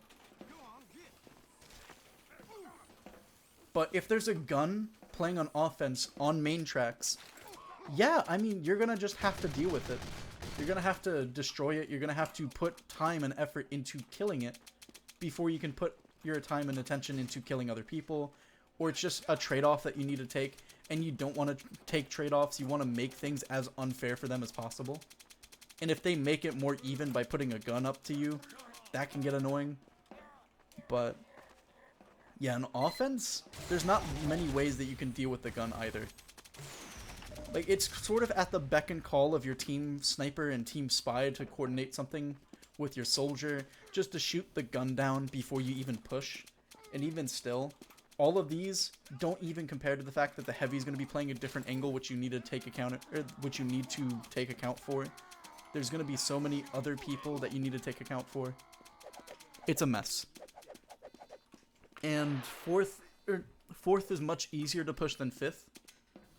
Fifth is much more of a toss-up to hold, if that makes sense. But it's equally as powerful for you to hold on both if you're able to play with your team. And that's why I'm going to talk about playing forward as the final nugget of information. On defense, if you guys have the space, if you force them to wipe, there is no reason, if the cart is not close to this edge, to just play fourth. Whether it be playing up on the fence itself, whether it be playing the head glitch and then showing every single person to fight them. Playing forward is essential in the fifth hold if you can protect the cart while you're playing forward. But if you also wipe them, there's no reason why you shouldn't try. Unless if the cart is all the way teetering close. So that's why I'm telling you it's important to recognize these situations and just be aware that if they wipe and you're playing defense, please take advantage of that. If they wipe on offense, please take advantage of that. If they wipe on fourth, you make it your mission to try and take space over here with the rest of your team, and your team also have that same idea. But at the end of the day, you have to play with your team, keep your crit buffs, not take any unnecessary fights. Unless you're playing offense, in which case a trade is better than on defense if you take a trade. Unless it's an Uber exchange, in which case you killing the med before you procs Uber is really, really good. But either way, are there any further questions on Swiftwater? Because that was a lot of review. And I do not expect everybody to, be ready to watch possibly 2.5 hours of this. We're chilling. I bet. We vibing. I appreciate you all for, I mean, I could redo this in my voice. This is my natural voice. No, I'm kidding. There you go. Yeah, what's up? Yes. Oh yeah. Fortress. Oh, yeah. Oh yeah. Oh yeah. Raider. Oh. Hey, Peter. So, I'm poop. normally it's just your soldier and scout, which is why I don't want you playing that spot to begin with. And most of it is just theory, right? Most of it is just what you can get away with. If they allow you that space, might as well try to see what you can get away with it. But generally speaking, you playing paint on offense is really bad because you're away from the cart, you're away from your team, and there's just so few angles for you to get stuff done in that you're just not able to accomplish the same things as with other spots. It would be much better for you to put your time into playing normal spots.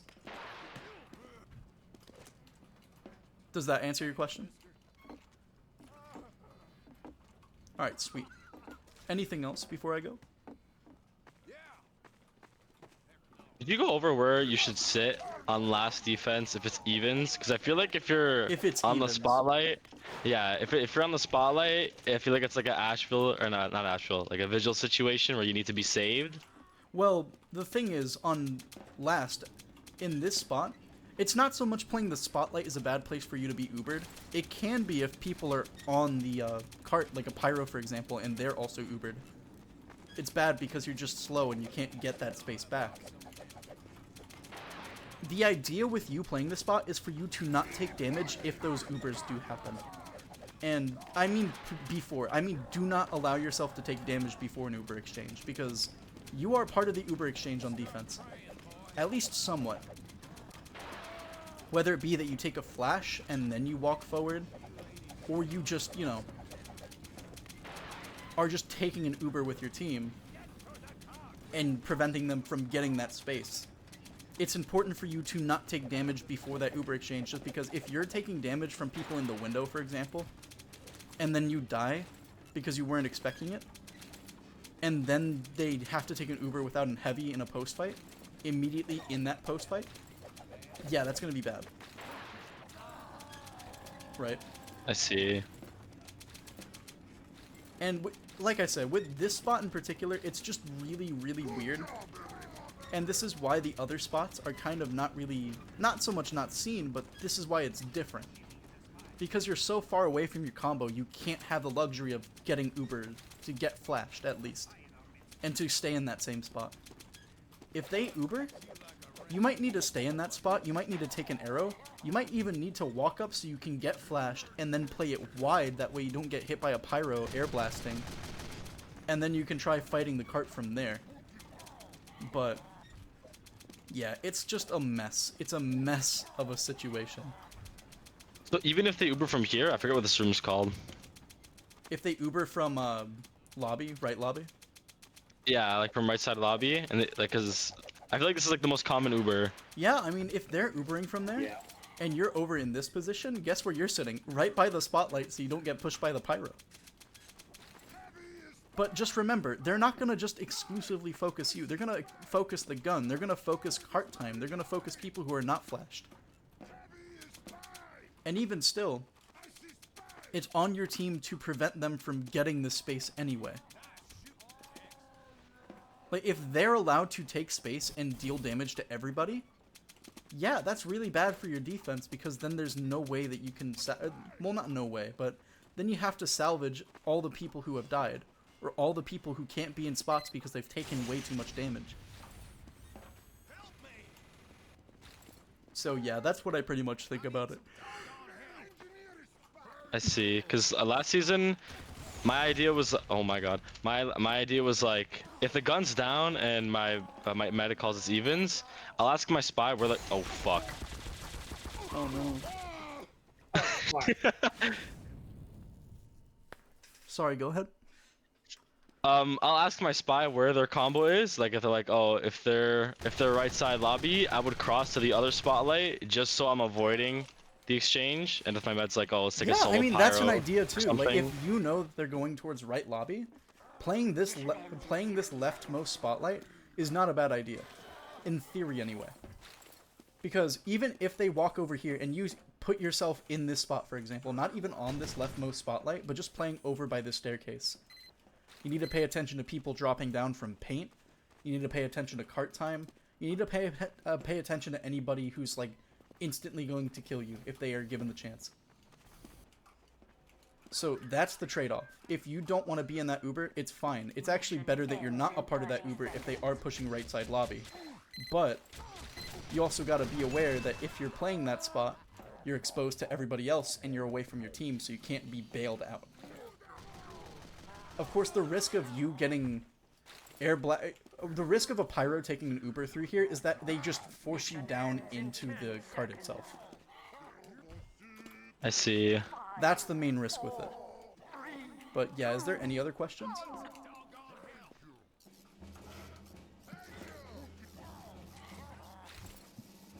No? I'm chilling. Alright, sweet. Well, that was 2.5 hours of review. I am hungry, Hell yeah. and I'm very appreciative of you guys being in. So thank you guys for watching the video. Thank you guys for being a part of this, and I'm gonna catch y'all later. See ya. All right, thank you, Tuca, for the goat. Thank you for